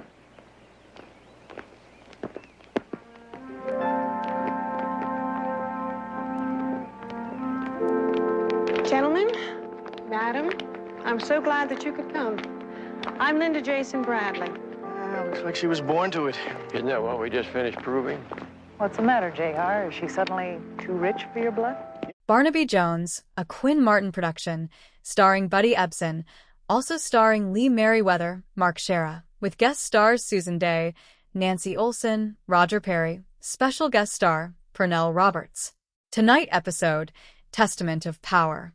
The evening light was beginning to fade across the quiet suburban street as the final touches were applied to the task at hand. A man adjusted his tools, inspecting his delicate craft with a sense of meticulous pride. He murmured to himself that he had gone too far before, but now this ought to do it. Everything was placed in perfectly seamless order. He observed his own handiwork and remarked that no one would ever know this was touched in any way. A second gentleman in the room stepped forward, expressing his appreciation by noting how remarkably efficient the work had been executed. He added that it was a fortunate decision not to hire one of those young punks who seemed to require assistance merely to open a simple can of beverage. Turning to his attendant, he requested that Porter show the gentleman out properly. The craftsman reminded his host, Mr. Matthews, that should any future assistance be required, he would always be available around the neighborhood. Once the door closed, Mr. Matthews paced the floor with visible anxiety, questioning his associate about the necessity of hiring an ex-convict for such delicate matters. His lawyer, Glenn Ryan, replied calmly that it was the best possible arrangement on such short notice, humorously adding that he was sorry the man did not happen to hold a prestigious college degree. They turned their attention back to the massive row of wooden filing cabinets. They searched frantically through document after document, but the vital papers were nowhere to be found. Ryan insisted that the document had to be somewhere in the room, urging his companion to try another file drawer. Matthews countered with frustration, reminding Ryan that after 20 years of close service, he certainly knew where Bradley kept all his personal papers. There were corporate reports, detailed records on corporate mergers, extensive land acquisitions, and complex tax statements, but the one document they sought was missing. He claimed it was a complete waste of time and insisted the original will had to be located immediately. Matthews reminded Ryan that he had followed instructions precisely. Bradley had sent the draft of the will over just the previous day, and Matthews had personally destroyed it. But now he worried about what would happen if the original document should suddenly turn up. He remarked that for an exceptionally expensive lawyer, Ryan was panicking far too easily. Ryan paused, staring out the window, and pointed out that there was only one person left who actually knew where the original will was hidden. When asked who that could possibly be, Ryan revealed the name of Margaret Jason. Meanwhile, in a quiet office across town, Margaret Jason sat down facing her longtime acquaintance. She expressed that it was truly good to see him again after all these years, greeting Glenn Ryan, the primary legal counsel for Mr. Bradley. Ryan smiled warmly, greeting her in return. Margaret turned to Mr. Matthews, mentioning that he had informed her that Mr. Bradley urgently wished to see her. She inquired about his whereabouts, noting that he had stressed the importance of the meeting. Matthews motioned for her to remain seated, explaining that there was something else they wished to discuss with her first regarding Richard Corwin Bradley and his final testament. Margaret looked puzzled and asked why they were bringing up such matters with her, as that was a subject best discussed directly with Mr. Bradley. She asked if something was wrong, noting she was well aware he had been quite ill recently. Outside, the gentle hum of the city continued as radio broadcasts updated the evening news, predicting rising temperatures for the following day along with light smog in the basin area. The announcer then recapped the hour top story, reporting that Richard Corwin Bradley, one of the wealthiest men in the nation, had passed away that evening at the age of 52 aboard his private aircraft while en route to London for specialized medical treatment. The report noted that Bradley, whose personal fortune was estimated at $500 million, had no close living relatives, leading to widespread speculation regarding who would inherit his vast empire. Listening to the report, Margaret lowered her head, softly remarking that he was still so young and such a wonderful man. Matthews agreed, stating he was certain she had every reason to think so. He then brought up security reports showing that she had seen a great deal of Mr. Bradley over the past few weeks. Margaret explained gently that he knew his health was failing and simply wished to converse with an old friend. Matthews questioned how she accounted for the specific time he spent at her secretarial agency on Friday night. Margaret replied firmly that it was none of their business, as they had merely spent a few minutes together at her office. Matthews countered that the security report indicated he stayed for 2 full hours, which was just enough time to type up a brand new will. Margaret insisted she knew nothing about any new will.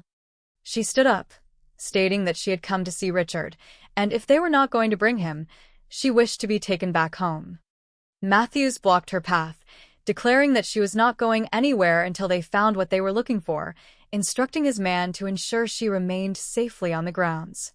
Later that evening, dark clouds gathered over the quiet estate, and an unfortunate series of events unfolded.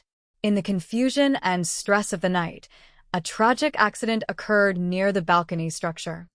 Matthews confronted his associate in shock, demanding to know how such a thing could have been allowed to happen. His assistant explained nervously that it was an entirely unforeseen accident, nobody fault directly, and that the poor woman had acted very foolishly out of fear. Realizing the grave complications, Matthews instructed Porter to make absolute sure that the tragic accident appeared to have happened nowhere near their private premises. The following morning, at the private investigative office of Barnaby Jones, news of the tragic event reached the team.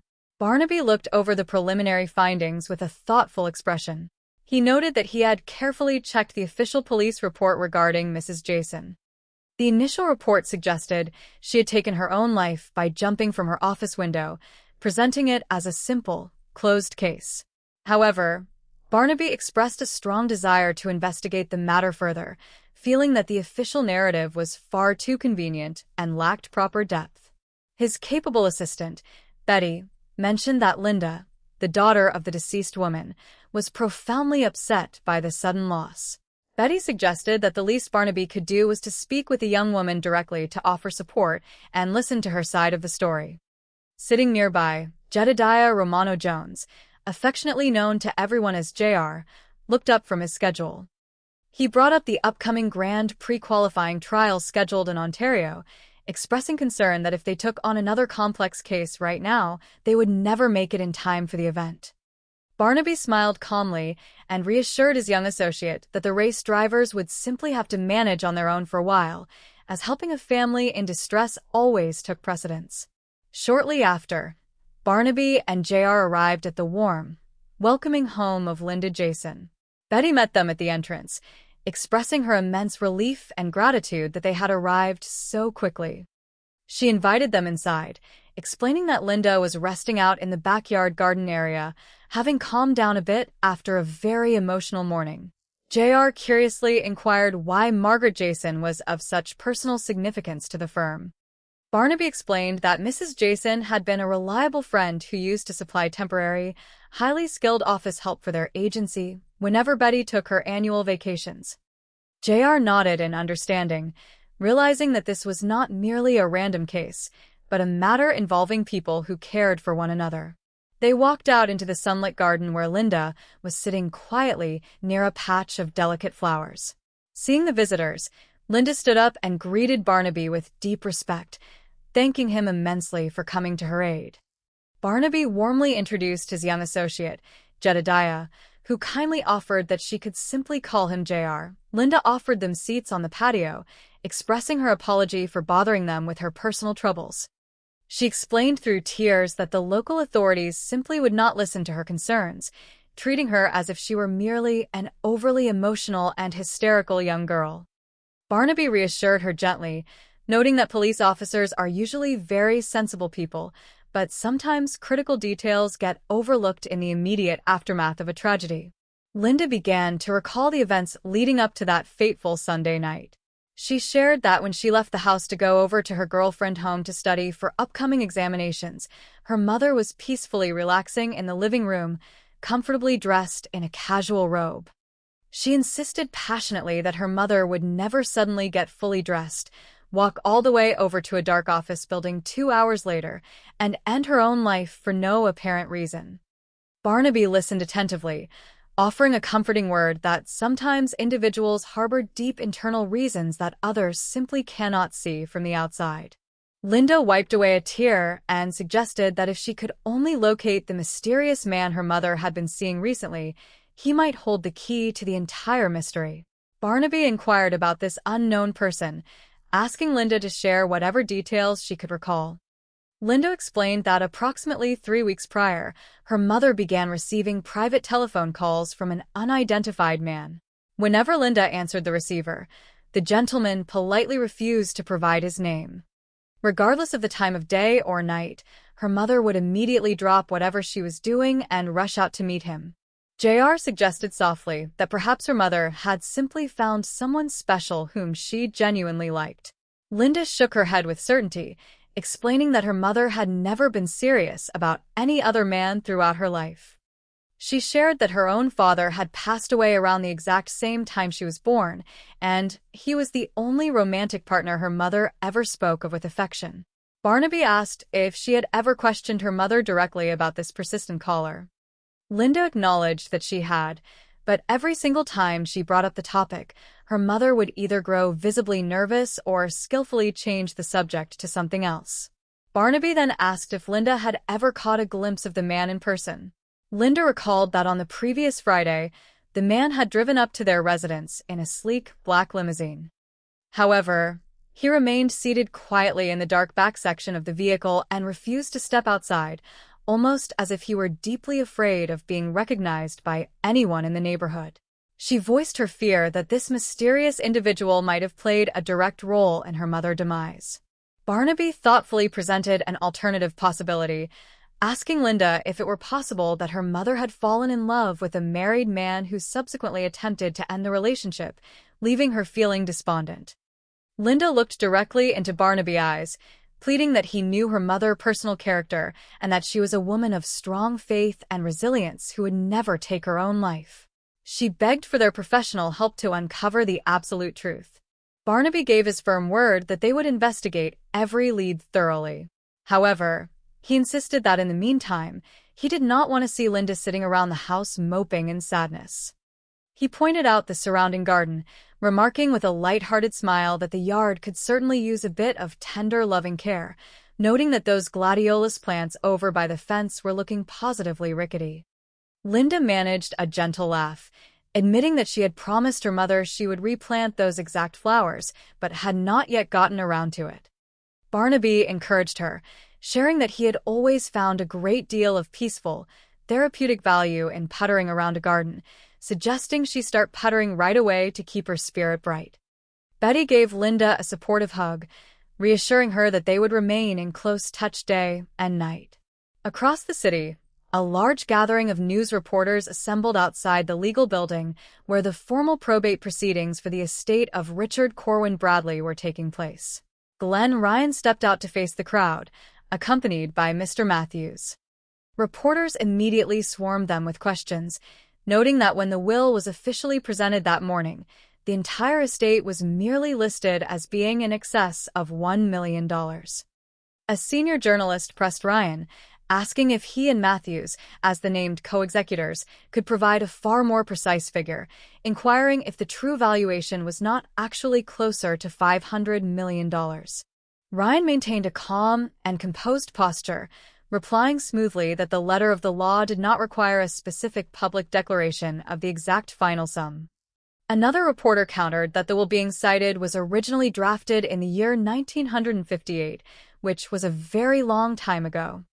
The reporter pointed out that Bradley's immense fortune must have multiplied at least 10 times over the intervening decades, asking whether he had made any updated legal provisions in his final years. Ryan asserted firmly that there was no other will known to exist. As the press continued to press forward, Matthews stepped in to assist his partner, announcing to the crowd that the vast bulk of the Bradley estate was designated to go directly to charitable organizations. He stated that since Bradley was entirely confident that his trusted associates would faithfully carry out his final humanitarian wishes, there was simply no practical need for a later will to be drafted. A sharp journalist asked if the presiding judge had not raised that very same question in court earlier that morning. Ryan smiled dryly, replying that the judge had indeed asked, but had accepted their official explanation with far better grace than the press corps was currently displaying. He expressed his hope that this satisfied most of their questions, asking the security officers to help clear a path for their vehicle. Once they were safely inside their private vehicle, away from the flashing cameras, Ryan let out a long breath. Matthews remarked with a slight chuckle that for a moment out there, he thought Ryan was going to lose his temper with the inquisitive reporters. Ryan shrugged off the comment, boasting that he had learned long ago how to masterfully handle the press by convincing them they are receiving a wealth of information while actually revealing nothing of substance. Matthews confessed that he wished he could remain as calm and unbothered as Ryan was. He reminded his partner that he was the one who had taken the direct risk of destroying the recent draft copy of the new will. Ryan quickly clarified that Matthews had not done so out of any selfless favor, pointing out that under the original 1958 document, they were both named co-executors. He added that with the right combination of clever bookkeeping and financial management, they both stood to prosper immensely.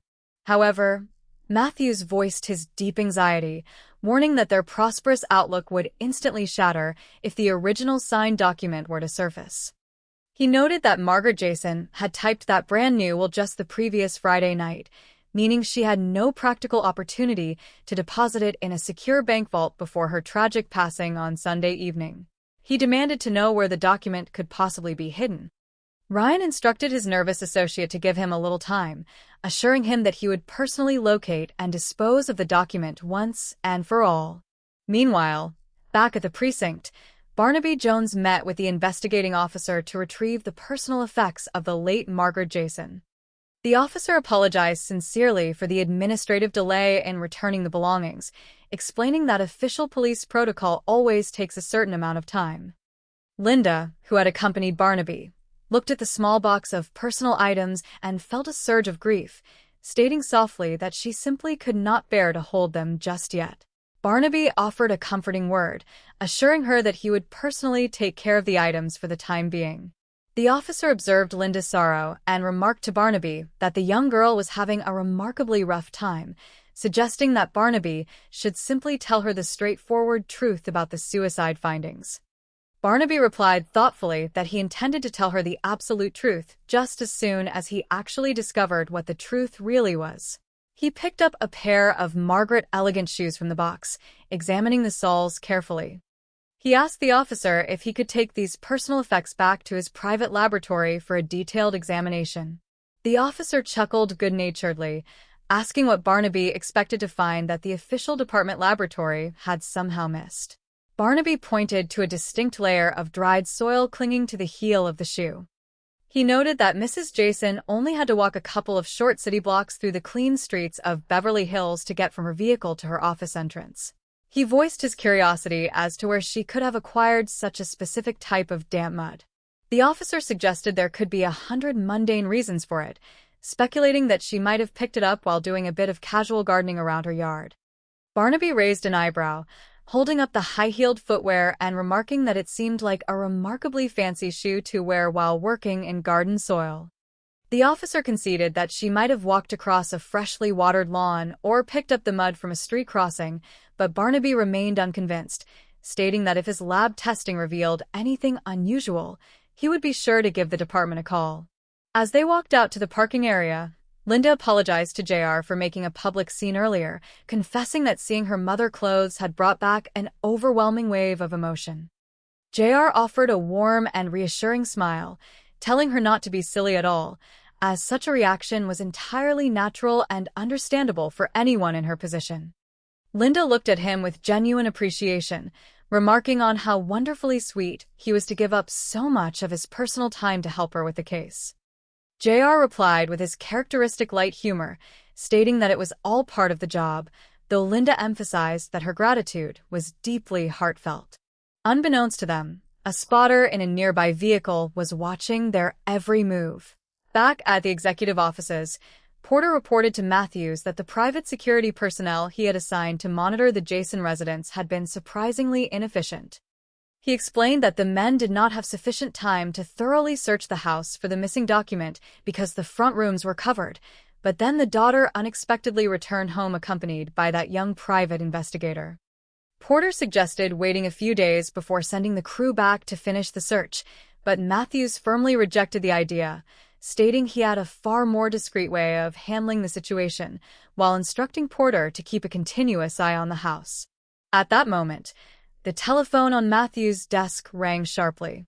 He picked up the receiver and listened as a voice on the other end introduced himself. Matthews quickly recognized the speaker as Harry Layton, the ex-convict who had opened the vault days earlier. Layton spoke with a confident tone, demanding the sum of $10,000 in exchange for his continued silence regarding the illegal break-in into the Bradley estate vault prior to the official announcement of death. Matthews expressed his displeasure, stating that $10,000 was an extraordinary amount of money to demand. Layton replied smoothly that it was a very reasonable price to pay for his complete silence, noting that if he were not compensated, someone else would surely hold them accountable. Matthews asserted that Layton had nothing of substance to tell the authorities, but Layton countered cleverly. He detailed how Richard Corwin Bradley, top associate and chief legal counsel, had hired a professional safecracker to open a high-security corporate vault before the body was even cold, pointing out that the police would be exceptionally interested in such a narrative. Matthews attempted to justify the act, claiming there were urgent business reasons for opening the vault quickly. Layton laughed quietly, reminding Matthews that hiring an ex-convict for the task completely destroyed any defense of legal business necessity. He asked if Matthews truly believed anyone would accept such an excuse, suggesting that if he went to the prosecutor, he might even be granted immunity in exchange for his testimony. Layton made it clear that he had no interest in wasting time and demanded to know where the funds would be delivered. Matthews reluctantly agreed, stating he would have Glenn Ryan bring the money directly to a specified location. When Matthews informed Ryan of the blackmail demand, Ryan was furious, questioning the sanity of paying a large sum to an ex-convict who would likely never stop demanding more. Matthews insisted they had no other practical choice unless Ryan preferred the prospect of facing formal criminal charges. Ryan refused to act as a delivery boy, but Matthews reminded him that Layton had specifically requested Ryan involvement to ensure there was no police trap. Matthews reminded the reluctant attorney that opening the vault and destroying the draft will had been a joint decision, and that Ryan was fully implicated in covering up the circumstances surrounding Margaret Jason's final hours. Realizing the dangerous game they were playing with a desperate blackmailer, Matthews decided to take extra precautions. Back at the private laboratory, Barnaby was examining the soil sample retrieved from Margaret's shoe under a powerful microscope. Using a pair of delicate tweezers, he extracted a tiny, preserved botanical fragment hidden deep within the hem of her dress. He held it up to the light, admiring its unique structure. Betty leaned in to look, remarking that it was truly beautiful and that she had never seen a flower quite like it before. Barnaby agreed, noting that very few people in the region would ever encounter such a rare specimen. He opened a thick reference catalog of exotic international flora, flipping through the detailed pages until he located a matching illustration. He pointed to the technical entry for the rare plant, known botanically as Stymophilum affine. He explained to Betty that it was an exotic climbing vine native exclusively to the tropical dense jungles of Brazil and the West Indies, and that its commercial importation into the United States was strictly banned by agricultural authorities. Barnaby pondered how a simple local secretary like Margaret Jason could have possibly caught a petal from such an exotic tropical vine in the hem of her dress while walking down a standard street in Beverly Hills, humorously observing that she would have had to travel by way of Brazil to pick it up naturally. Betty thought about the puzzle for a moment and presented an intriguing theory. She asked if it were possible that Margaret had actually passed away at an entirely different, private location, one featuring rare exotic greenhouses, and was subsequently transported to her office building to make the scene appear as a tragic fall. Barnaby looked at his assistant with deep approval, complimenting her on developing a remarkably fine and analytical mind. Recognizing that they needed more background information on Margaret life, Barnaby asked Betty to head down to the municipal courthouse and the official hall of records to research every available public document concerning Mrs. Jason past. Meanwhile, J.R. headed over to the agency office maintained by Margaret to examine her financial ledgers. When J.R. arrived at the agency, he met with Ethelma Thompson, the senior manager who had worked alongside Margaret for many years. Ethelma expressed her surprise at finding J.R. going through the accounting ledgers, though she remained polite and helpful. J.R. explained gently that he was attempting to piece together Margaret's final weeks on behalf of her daughter, Linda. Ethelma spoke fondly of Margaret, describing her as her very best friend and a woman of impeccable character. However, as J.R. turned through the financial ledgers spanning the last 5 years, he discovered a consistent pattern of monthly incoming checks in the amount of $3,000, all issued by a firm known as the Kenray Corporation and personally signed by Glendon P. Ryan. Ethelma looked at the entries and explained that those recent payments had arrived just before Margaret passing and had not yet been deposited. She noted that Mr. Ryan was a prominent corporate attorney who represented major Hollywood figures and had clearly placed a tremendous amount of professional trust in Margaret's secretarial capabilities. J.R. pointed out that $3,000 a month was an exceptionally large sum of money for part-time secretarial assistants, suggesting there might have been a special personal arrangement between them. Ethelma grew defensive, asserting that Margaret's personal life was entirely beyond reproach and urging J.R. not to spread unfounded rumors.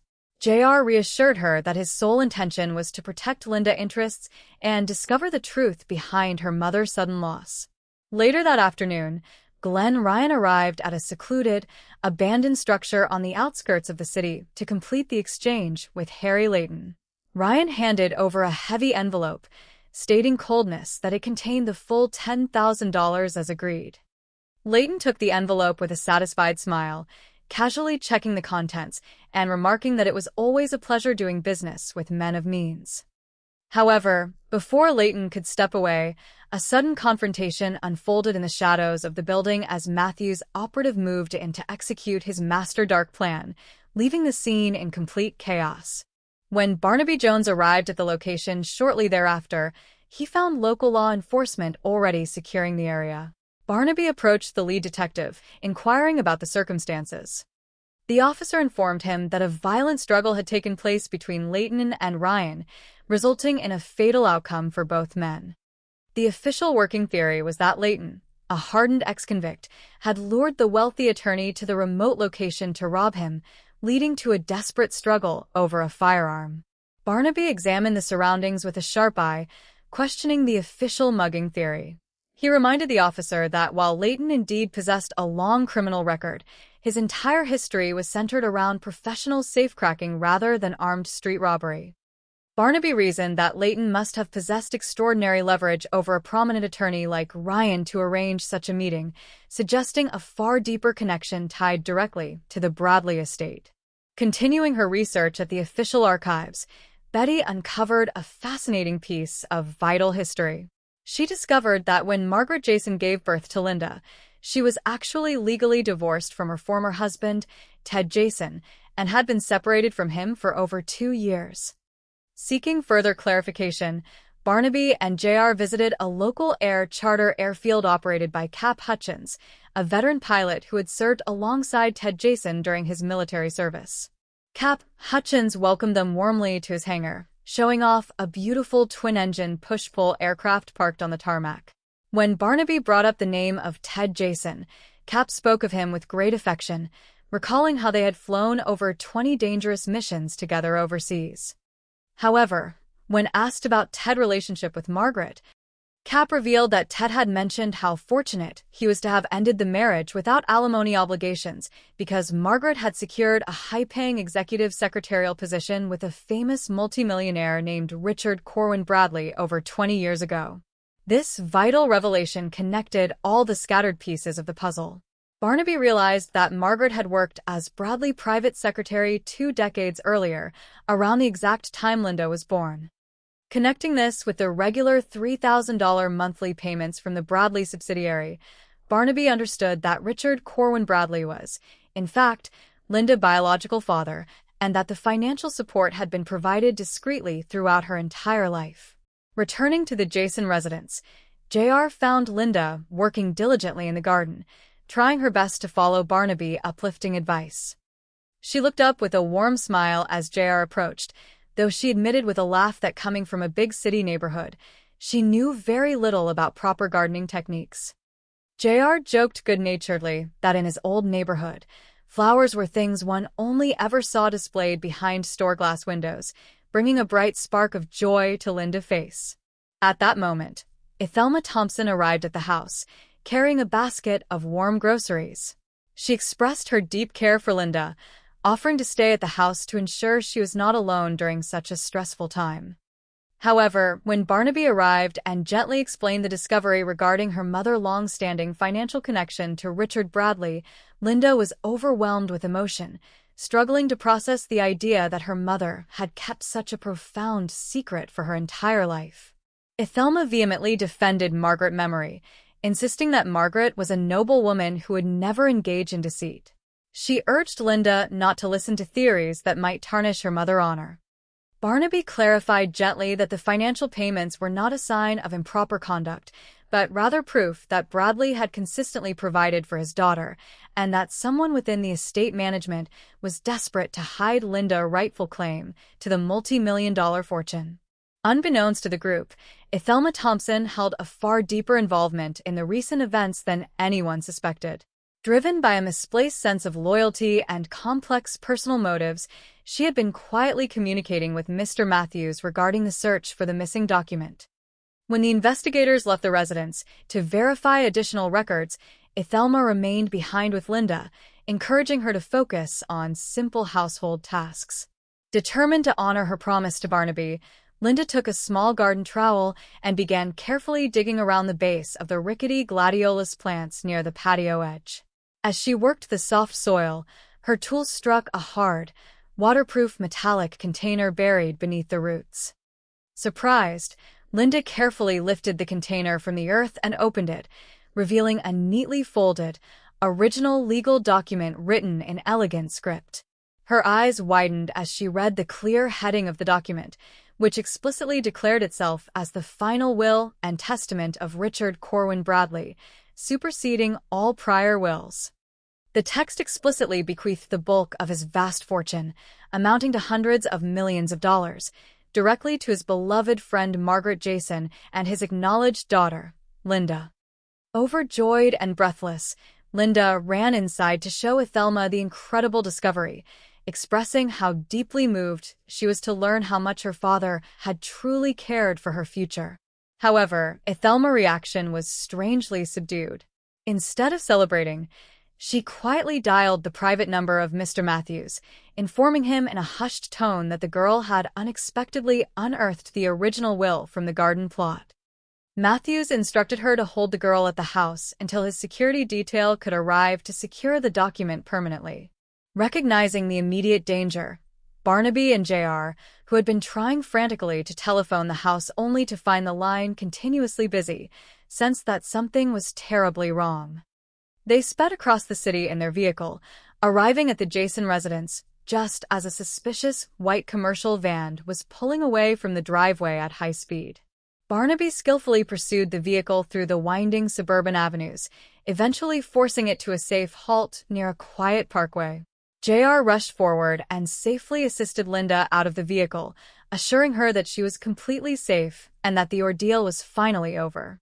The original signed will was recovered intact, fully protecting Linda's legal rights and exposing the fraudulent schemes of those who had attempted to suppress it. Several weeks later, on a bright and sunny afternoon, Barnaby, Betty, and JR visited the magnificent estate that now officially belonged to Linda Jason Bradley. The expansive gardens were blooming with vibrant colors, and the grand architecture stood as a testament to her family's true legacy. Barnaby Jones, a Quinn Martin production, starring Buddy Ebsen, also starring Lee Merriweather, Mark Shera, with guest stars Susan Day, Nancy Olson, Roger Perry, special guest star Pernell Roberts. Tonight episode, Testament of Power. I went too far. This ought to do it. Well, there we are. I will never know this was touched. Very efficient, Mr. Layton. Thank you. It is a good thing you did not hire one of those young punks. They need help to open a can of beer. Oh, Porter, show the gentleman out. Remember, Mr. Matthews, if you need me, I will be around. Matthews, did you have to hire an ex-convict? Oh, it was the best I could do on such short notice. Sorry he did not have a college degree. It is not here. Well, it has to be. Well, try another file. After 20 years, do you not think I know where Bradley kept his personal papers? Corporate reports, debt on mergers, land acquisitions, tax statements. It is a waste of time. The will must be there. Now, I did what you told me to. Bradley sent the will over yesterday. I destroyed it. Now, what happens if the original turns up? You know, for an expensive lawyer, you panic too easily. There is only one person who knows where the original will is. Who is that? Margaret Jason. Well, it is good to see you again after all these years, Margaret. You remember Glenn Ryan, Mr. Bradley lawyer. Hello. Mr. Matthews, you said Mr. Bradley wanted to see me. It was important. Now, where is he? Well, there is something else we would like to discuss with you first, Margaret. Richard Corwin Bradley will. Why ask me about that? That is something you should discuss with Mr. Bradley. Is something the matter? I know he has been ill. Rising a few degrees tomorrow, with light smog in the basin. Recapping the hour top story, Richard Corwin Bradley, one of America's richest men, died tonight at the age of 52 aboard his private plane en route to London for medical treatment. Bradley, whose personal fortune has been estimated at $500 million, had no close relatives, and there is considerable speculation as to who will inherit. He was still so young. Such a wonderful man. Yes. I am sure you had every reason to think so. According to the report from our security men, you saw a great deal of Mr. Bradley these past weeks. Yes, he knew he was ill. He just wanted to talk to an old friend. What a touching scene. How do you account for the time that he spent at your secretarial agency Friday night? I do not see that is any of your business. We spent a few minutes at my office at the most. The report says 2 hours. Just enough time to type up a new will. Would you not say? I do not know anything about a will. Mr. Matthews, you got me here to see Richard Bradley. Now, if you will have your man take me back to my home, Margaret, you are not going anywhere until we see that will. You cannot hold me here. See that she does not leave the grounds. Well, she is dead. How could you let this happen? And it was an accident. It was nobody's fault. She behaved very foolishly. Porter, make sure the accident did not happen here. Barnaby, you know, I checked the police report on Mrs. Jason, and it said that she committed suicide by jumping out of her office window. As simple as that. I want you to investigate. Well, Betty says that Linda, her daughter, is pretty upset. The least I can do is talk to her. But what about the Grand Prix qualifying trials in Ontario? We will never make it. The drivers will just have to make it on their own. Oh, good. I am glad you are here. Come on in. Linda is out back. She has calmed down a bit. At least I hope so. What is so important about Margaret Jason? Mrs. Jason used to supply temporary office help for Barnaby when I was on vacation. Yeah, but if she is just an acquaintance, why are we going through all the trouble of searching? Thank you so much for coming, Mr. Jones. This is my associate, Jedediah Romano Jones. Hi. Just call me JR. How do you do? Well, would you like to sit down? Thank you. I hate to bother you, Mr. Jones, but the police just will not listen to me. They think that I am some kind of a silly, hysterical kid. Police are usually very sensible about things like that. On Sunday night, when I went over to my girlfriend's house to study, my mother was relaxing in the living room. She was wearing a robe. She did not just go get dressed up and then walk over to the office building 2 hours later and kill herself for no reason. Honey, sometimes there are reasons we just cannot see. If I could just find that man that she was seeing, he might know something. What man, Linda? About 3 weeks ago, my mother began receiving phone calls from a man. And when I answered the phone, he would not give me his name. And then no matter what time it was, she would just go rushing out to see him. Maybe she found somebody she liked? She was never serious about any other man. My father died about the same time that I was born. He was the only man that she ever talked about. Did you ever ask your mother any questions about this man who kept calling up? Yes, but every time I brought it up, she either got nervous or she changed the subject. Did you ever get a look at him? No, but I tried. Last Friday, he drove up in the same black limousine, but he just sat in the back. He would not get out. It was almost as if he was afraid to be seen. Well, that man could have killed my mother. Linda, is it not possible that your mother could have fallen in love with a married man? Then maybe he tried to break it off. She became despondent. You knew my mother, Mr. Jones. She would not kill herself. Oh, please, you have just got to help me. All right, Linda, but in the meantime, I do not want to hear about you just sitting around moping. You know, this garden could stand a lot of work. Those plants over there are positively rickety. I know. I promised my mother that I would replant them. I have not gotten around to it. I have almost found a great deal of therapeutic value in puttering around the garden. Start puttering. Thank you, Betty. Do not worry, darling. We will be in touch day and night. Mr. Ryan, when the Bradley will was probated this morning, the estate was merely listed as in excess of $1 million. Now, I wonder if you and Mr. Matthews, as executors, can give us an exact figure. Is it not closer to $500 million? The law does not require a specific amount. Well, that was written in 1958, sir. That is a long time ago. His fortune must have multiplied at least 10 times since then. Did he not make any later provision? There is no other will that we know about. Now, if you will just clear the gates, gentlemen, the bulk of the Bradley estate will go to charity. Since he was confident we would carry out his last wishes, there was no need for a later will. Well, did not the judge raise that same point in court? And he accepted the same explanation, with better grace, I might add. I hope that answers most of your questions. If you could get out of the way, please. All right, let us go. Move on out. I think there is a question. Now, that will be all, gentlemen. Thank you. For a moment there, I thought that you were going to lose your temper with the reporters. Did you like those questions? I have learned how to handle the press. You just convince them that you are telling them a lot, and you say nothing. Well, I wish I could take this as calmly as you are. I was the one who destroyed the copy of the will. Remember? Well, not out of any favor to me. According to the old will, we are co-executors, and with the right bookkeeping, we should do very, very well. Not if the original turns up. Margaret Jason typed the will last Friday, which means that she did not have a chance to get to a bank or a safe deposit vault before her unfortunate suicide Sunday night. Well, then, where is it? Well, give me a little time. I will find it. Miss Jason, sorry about the delay in returning your mother belongings. Police procedure takes time. I understand. I cannot. Mr. Jones, I do not care what you want with them. I just cannot. I will look after her. The girl is having a rough time, Barnaby. Why do you not tell her the truth? I will, as soon as I find out what it is. I wonder if I could take this stuff with me and run it through my lab. What do you think you are going to find our lab did not? Well, I want to take a look at this mud. She only had to walk a couple of blocks through Beverly Hills to get to her office. I wonder where she got all that mud. Oh, it could be 100 reasons. She might have picked it up gardening. Pretty fancy shoe for gardening.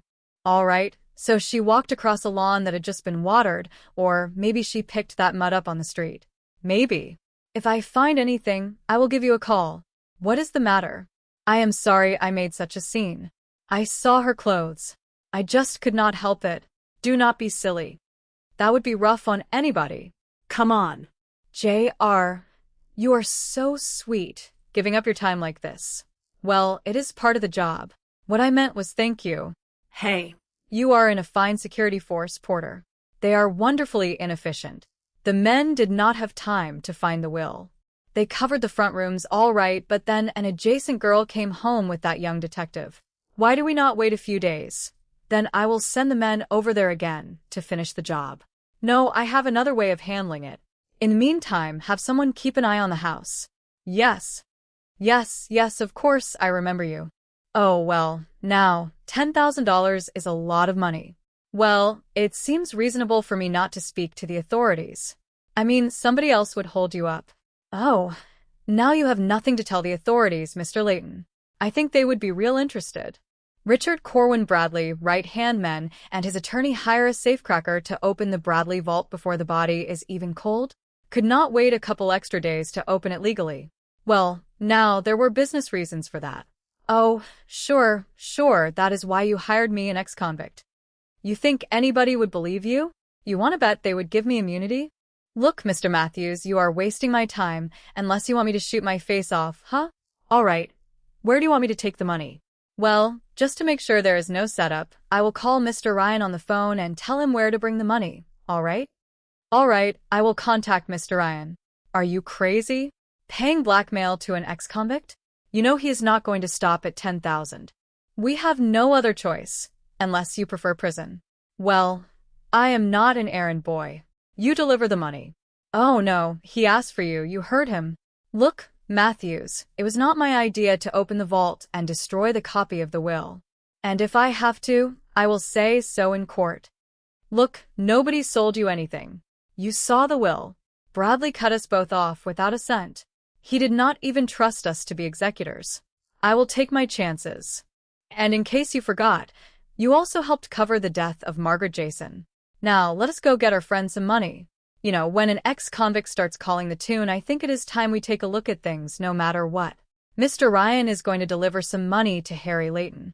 Take care of Layton. And see if Mr. Ryan is taken care of, too. Take a look at this. I found it in the hem of Mrs. Jason's dress. Beautiful. I have never seen anything like it. Yeah, I do not think many people have. I do not know. You think it is in there? How do I know? Give me a little time. You sound like a clown. I am sorry. Could be it. I do not think I can pronounce that name. Stymophyllum affine? A vine grown in the jungles of Brazil and the West Indies. Banned for importation into the United States. But I do not know how Margaret Jason could have caught a petal from a flower like this in her dress walking down the street in Beverly Hills, unless she went by way of Brazil. Barnaby, how about this? Suppose she died someplace else and then was taken to her office building and made to look as if she had jumped there. Betty, you are developing a very fine, suspicious mind. Thanks to you. You know, we do not know much about Margaret Jason, except that she was a nice woman, reliable. I want you to go down to the courthouse or the Hall of Records, any place you have to go, and find out everything you can about her. All right. Any calls for me while I was out? Nothing, Miss Thompson. What is Mr. Jones doing in there? Oh, he said he was working for Linda Jason, and that he had to go through the books. I thought it would be all right. Here. Mr. Jones, may I help you? Thelma, I do not want to step on anybody's toes, but there are certain things that I had to find out about Mrs. Jason since Linda asked me to look into her mother's death. Poor Margaret. I suppose I was her very best friend, but I do not understand what that has to do with the agency books. And I do not understand how she could maintain such a big house in Beverly Hills with such a small agency.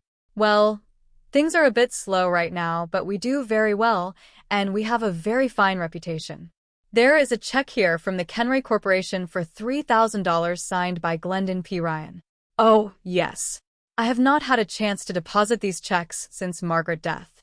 If I remember correctly, he is one of the executors of the Bradley estate along with a fellow named Matthews. He had a lot of other clients as well, big Hollywood stars. But I do not understand what you are getting at. These ledgers, which go back 5 years, indicate that these checks for $3,000 came in regularly every month. Were they all signed by Mr. Ryan? Oh, yes. He had a great deal of confidence in Margaret. I should think so. It is a lot of money for secretarial work part-time. Well, I always thought that they had some special arrangement. Did Margaret have a personal relationship with Mr. Ryan? Mr. Jones, I know what you are thinking, but I absolutely refuse to believe it. Margaret Jason was a wonderful woman. Her personal life was absolutely impeccable. If you want to start some horrible rumor, I tell them I am not trying to hurt Margaret. I am trying to help her daughter. Mr. Ryan, it is the last payment. Sure.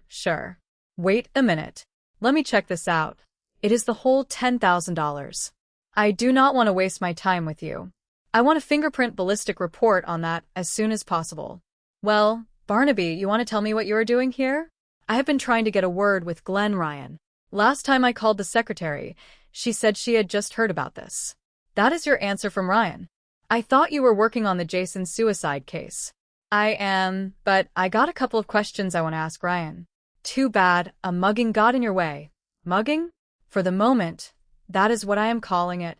See, Leighton had a record a mile long. Now, he could have lured Ryan up here, tried to rob him. They struggled for the gun. Leighton got shot, but he managed to kill Ryan. Then he collapsed. Yeah, that is one theory, but what do you really think? Well, Leighton served time all right, but it was for safe cracking, not armed robbery. Why pick on Ryan? Prominent attorney, managed a Bradley estate. Leighton must have told him a pretty good story to get him up here, to be mugged. There has got to be some connection between them. You got any ideas? No, but when I do, I will communicate with you. Oh. I got your message in exchange. Why did I have to drive all the way out here? I have someone I want you to meet. I just came from the Hall of Records. Margaret Jason was not married when she gave birth to Linda. Oh. She had been divorced from Ted Jason 2 years. Well, maybe they reconciled after the divorce. Some couples do that, without getting remarried. Well, I thought of that, so I checked with the Air Force. Ted Jason co-pilot runs an air charter service here. Huh. Well, listen, there are several things I would like to show you. This little number here, this twin-engine push-pull, it is a real beauty. Handles easier than a compact car. Well, Mr. Hutchins, Cap, that is what everybody calls me. Well, Cap, we do not have to be in the market for buying a new plane today, but my secretary tells me that you used to know Ted Jason. Ted? Oh, I sure did. We flew over 20 missions together in Korea. We were together at Kelly Field when he crashed. Never were two guys any closer. Do you happen to recall whether he started seeing his wife again after the divorce? Margaret? Never mentioned her name. No, I am wrong. I think he did once. He said how lucky he was he got off without paying any alimony. Margaret got this good-paying job. She was working as a secretary to that big millionaire, the one who just died. What was his name? Richard Corwin Bradley. That was about 20 years ago. And he never returned to Los Angeles. What for? He was going with another girl. They were going to get married. Then he died in a crash. Thank you very much.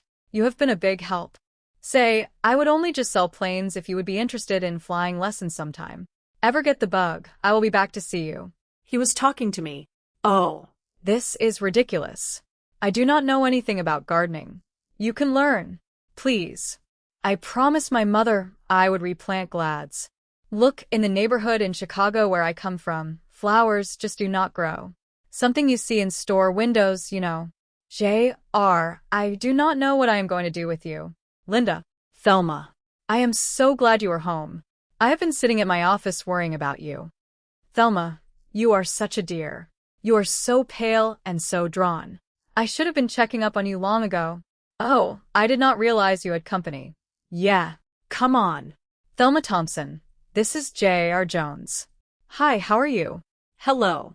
Thelma was my mother's closest friend. She practically ran the secretarial service. And as far as I am concerned, you can keep on running it for as long as you want. Oh, thank you, dear. Well, I am sorry. I did not mean to barge in on anything. Do not be silly. J.R. is a relative of Mr. Jones. He is also his associate. I have asked them to investigate Mom's death. Oh, so I understand. Mr. Jones was in the office this afternoon, poking around things. Linda, are you sure you are doing the right thing? Positive. There have been a lot of strange things going on. Earlier today, 2 men broke into the house. They were searching for something when J.R. and I surprised them. Oh no. But you cannot possibly stay here while things like that are going on. Why do you not come to my house? Stay with me a few days. I really could not do that. It is okay. I will keep an eye on it. But what about at night? I mean, you should not be alone. Oh, I am sorry. There I go again, putting my foot in it. It is okay. I was going to stay on the couch, anyway. Well, I was just thinking about appearances. Linda, Luke. I have offered to do what I can, but if you would prefer, maybe Thelma is right. You have done more than enough already. All right, if it will make you feel better. Look, why do I not toss a few things in a bag and come right back here? That way you would not have to close up anything. It would be no trouble. Well, if it would not be too much of a bother, I will be back in no time. Thank you. Goodbye, Thelma. It is not that I do not trust you, J.R. I know, you just do not trust yourself with me around. Oh, sure, because you are just so irresistible. No, I am ticklish. Come on. Help me fix up the guest room for Thelma. Nothing is too good for good old Thelma. I can talk to you, Mr. Matthews. Mr. Matthews is not seeing anyone. Tell him I am the detective on the Margaret Jason case. I think it would be better if I talked to him than to the newspapers. Wait right here. I do not know what to tell you. Mrs. Jason was his personal secretary, but it was so long ago, we lost track of her. Margaret Jason was receiving these checks for $3,000 a month until the day she died. It is not possible. They were all drawn on the Kenray Corporation. According to the Commissioner of Corporations, that is a wholly owned Bradley company. Well, those checks never came to my attention. They were all signed by the attorney for the corporation, Glenn Ryan. Unfortunately, I was unable to speak with Mr. Ryan. That is poor Glenn. It does not seem possible. I never knew much about Glenn Ryan's personal life, so I suppose it is possible that he had been having an affair with Mrs. Jason and using corporate funds to pay her off. According to the bank records, it went on over 19 years. Mr. Bradley was one of the world's shrewdest businessmen. I suppose this fact could have escaped him. Well, Mr. Bradley had many interests. Is it not possible these payments were made for Mr. Bradley himself? That is ridiculous. What for? Maybe he was having an affair with Margaret Jason. Richard Corwin Bradley did not have casual affairs with secretaries. I did not say casual. 19 years, that comes to a lot of money. Mr. Jones, if Glenn Ryan was dishonest, that is unfortunate. I have nothing more to tell you. Thank you. I will find my way out over the drawbridge. Shall I do something about him? Oh, he is just guessing. Sir, I do not think he is just Mr. Matthews. What is he doing? I do not know. I do not like it. He is working for the Jason girl. Suppose he finds the will. If he does, it will be his last act on this earth. Mr. Jones, are you saying that my mother had a secret lover? All I said was, after the divorce, it is possible that your mother may have fallen in love with another man. All those years she was lying to me? Maybe she was trying to protect you. Linda, your mother took a job as a private secretary with Richard Bradley. A year later, she quit. According to the hospital records, she was pregnant. Ever since then, the company has been paying all her expenses. Mr. Jones, are you positive? The company checks have been coming in as recently as last week. Do you think the man that was seeing my mother was Richard Bradley? He was a very sick man. He could have turned to someone he trusted. Why would he wait 18 years? Because it is a lie. How can you tell her things like that? Miss Thompson, somebody broke into this house because they were afraid that she could prove a claim to the Bradley estate. That is the only possible reason. I worked with Margaret for over 10 years. We had no secrets. And I never once heard her mention the name of Richard Bradley. Linda has had enough trouble. Can you not let her keep some decent memories of her mother? Mr. Jones, I think it would be better if you would leave. Linda, you hired us to help you. J.R., please. I will not. Linda, your mother was a wonderful human being. You must not listen to stories like that. But why would Mr. Jones want to lie to me? I do not know. Maybe he is after some quick money in some nuisance suit against the Bradley estate. All I know is that I cannot bear to hear those terrible things said about your mother. Oh, Thelma, please do not get upset. I cannot help it. I had better go and make some dinner. Oh, Linda, I am so sorry you had to listen to all that. Everything is working out just fine, Mr. Matthews. Is the detective gone? Yes. Now I will have plenty of time to look for the will. Oh, this is gorgeous, is it not? I wish I could find someone like that. Is Thompson in? No, we have not seen her all day today.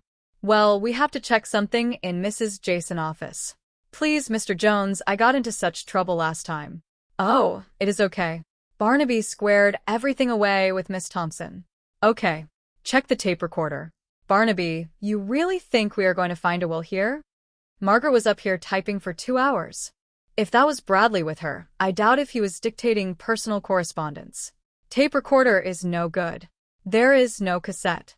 Let me check the file. This thing is too worn to read. Well, there is nothing in here but some bills, payroll records, and correspondence. Hey, listen to this. This document supersedes all previous wills. Down here, I leave to my dear friend Margaret Jason and my hereto unacknowledged daughter. Linda is Bradley's daughter. This is the proof. We have got to get that will. Call Linda. Right. It is busy. I searched all the rear rooms. There is no trace of the will. Well, you will have to go through the house again. I know it has to be there. How is the girl around? Well, I might have a little time. She is working in the garden. Thelma. Mr. Jones was right. I found this when I was replanting the plants. Well, what is it? Richard Bradley will. I will just read you the important part. I, Richard Corwin Bradley, leave to my dear friend Margaret Jason and to my hitherto unacknowledged daughter Linda the bulk of my entire fortune apart from charitable. I just cannot believe this. My mother never said anything. She never said anything to me, and we could not have been closer. Oh, Linda, I am so happy for you. It is crazy. Well, I had better phone Mr. Jones and J.R. right away. Oh, Linda, do not track that garden dirt all over the house. Go ahead and change. I will call Mr. Jones. I really am a mess. Well, tell him to hurry. Mr. Matthews? The girl has found the will. It was buried in the garden. I do not get it. First the line is busy, then there is nobody home. Now it is busy again. Let us get over there. Where is the girl? She is in the bedroom. Get the door. Oh, I thought that it was. Miss Jason, would you give me the will, please? Thelma, what is this? Give Mr. Matthews the will. Miss Jason, we do not want to hurt you. You were my mother friend. I am sorry, but it will not be convenient for you to be around. No. Oh, no. No. She left a message with the exchange where there is nobody home. It is the same white van. We will lose them. Come on. Get her out. It is okay. Nobody is going to hurt you anymore. It is all over. Come on. Mr. Jones, he has the will. I think I better file this. Linda, it is absolutely beautiful. If only my mother. Hey, you sure you are not going to get lost in all these rooms now, huh? It is awfully big, is it not? And it is so formal inside. Well, just keep in mind that in case you want to make any changes, you will be able to. Looks like you have company. I am sorry. I want to spend the afternoon with you, but the lawyers are here to discuss the probate. Well, we will do it another time. Is that a promise? Sure. Okay. Gentlemen, madam, I am so glad that you could come. I am Linda Jason Bradley. Looks like she was born to it. Is that not what we just finished proving? What is the matter, J.R.? Is she suddenly too rich for your blood? Yep. Unless, of course, Barnaby could give me a raise. What do you say, boss, huh? Listen, Jedediah, just do not get too rich for my blood.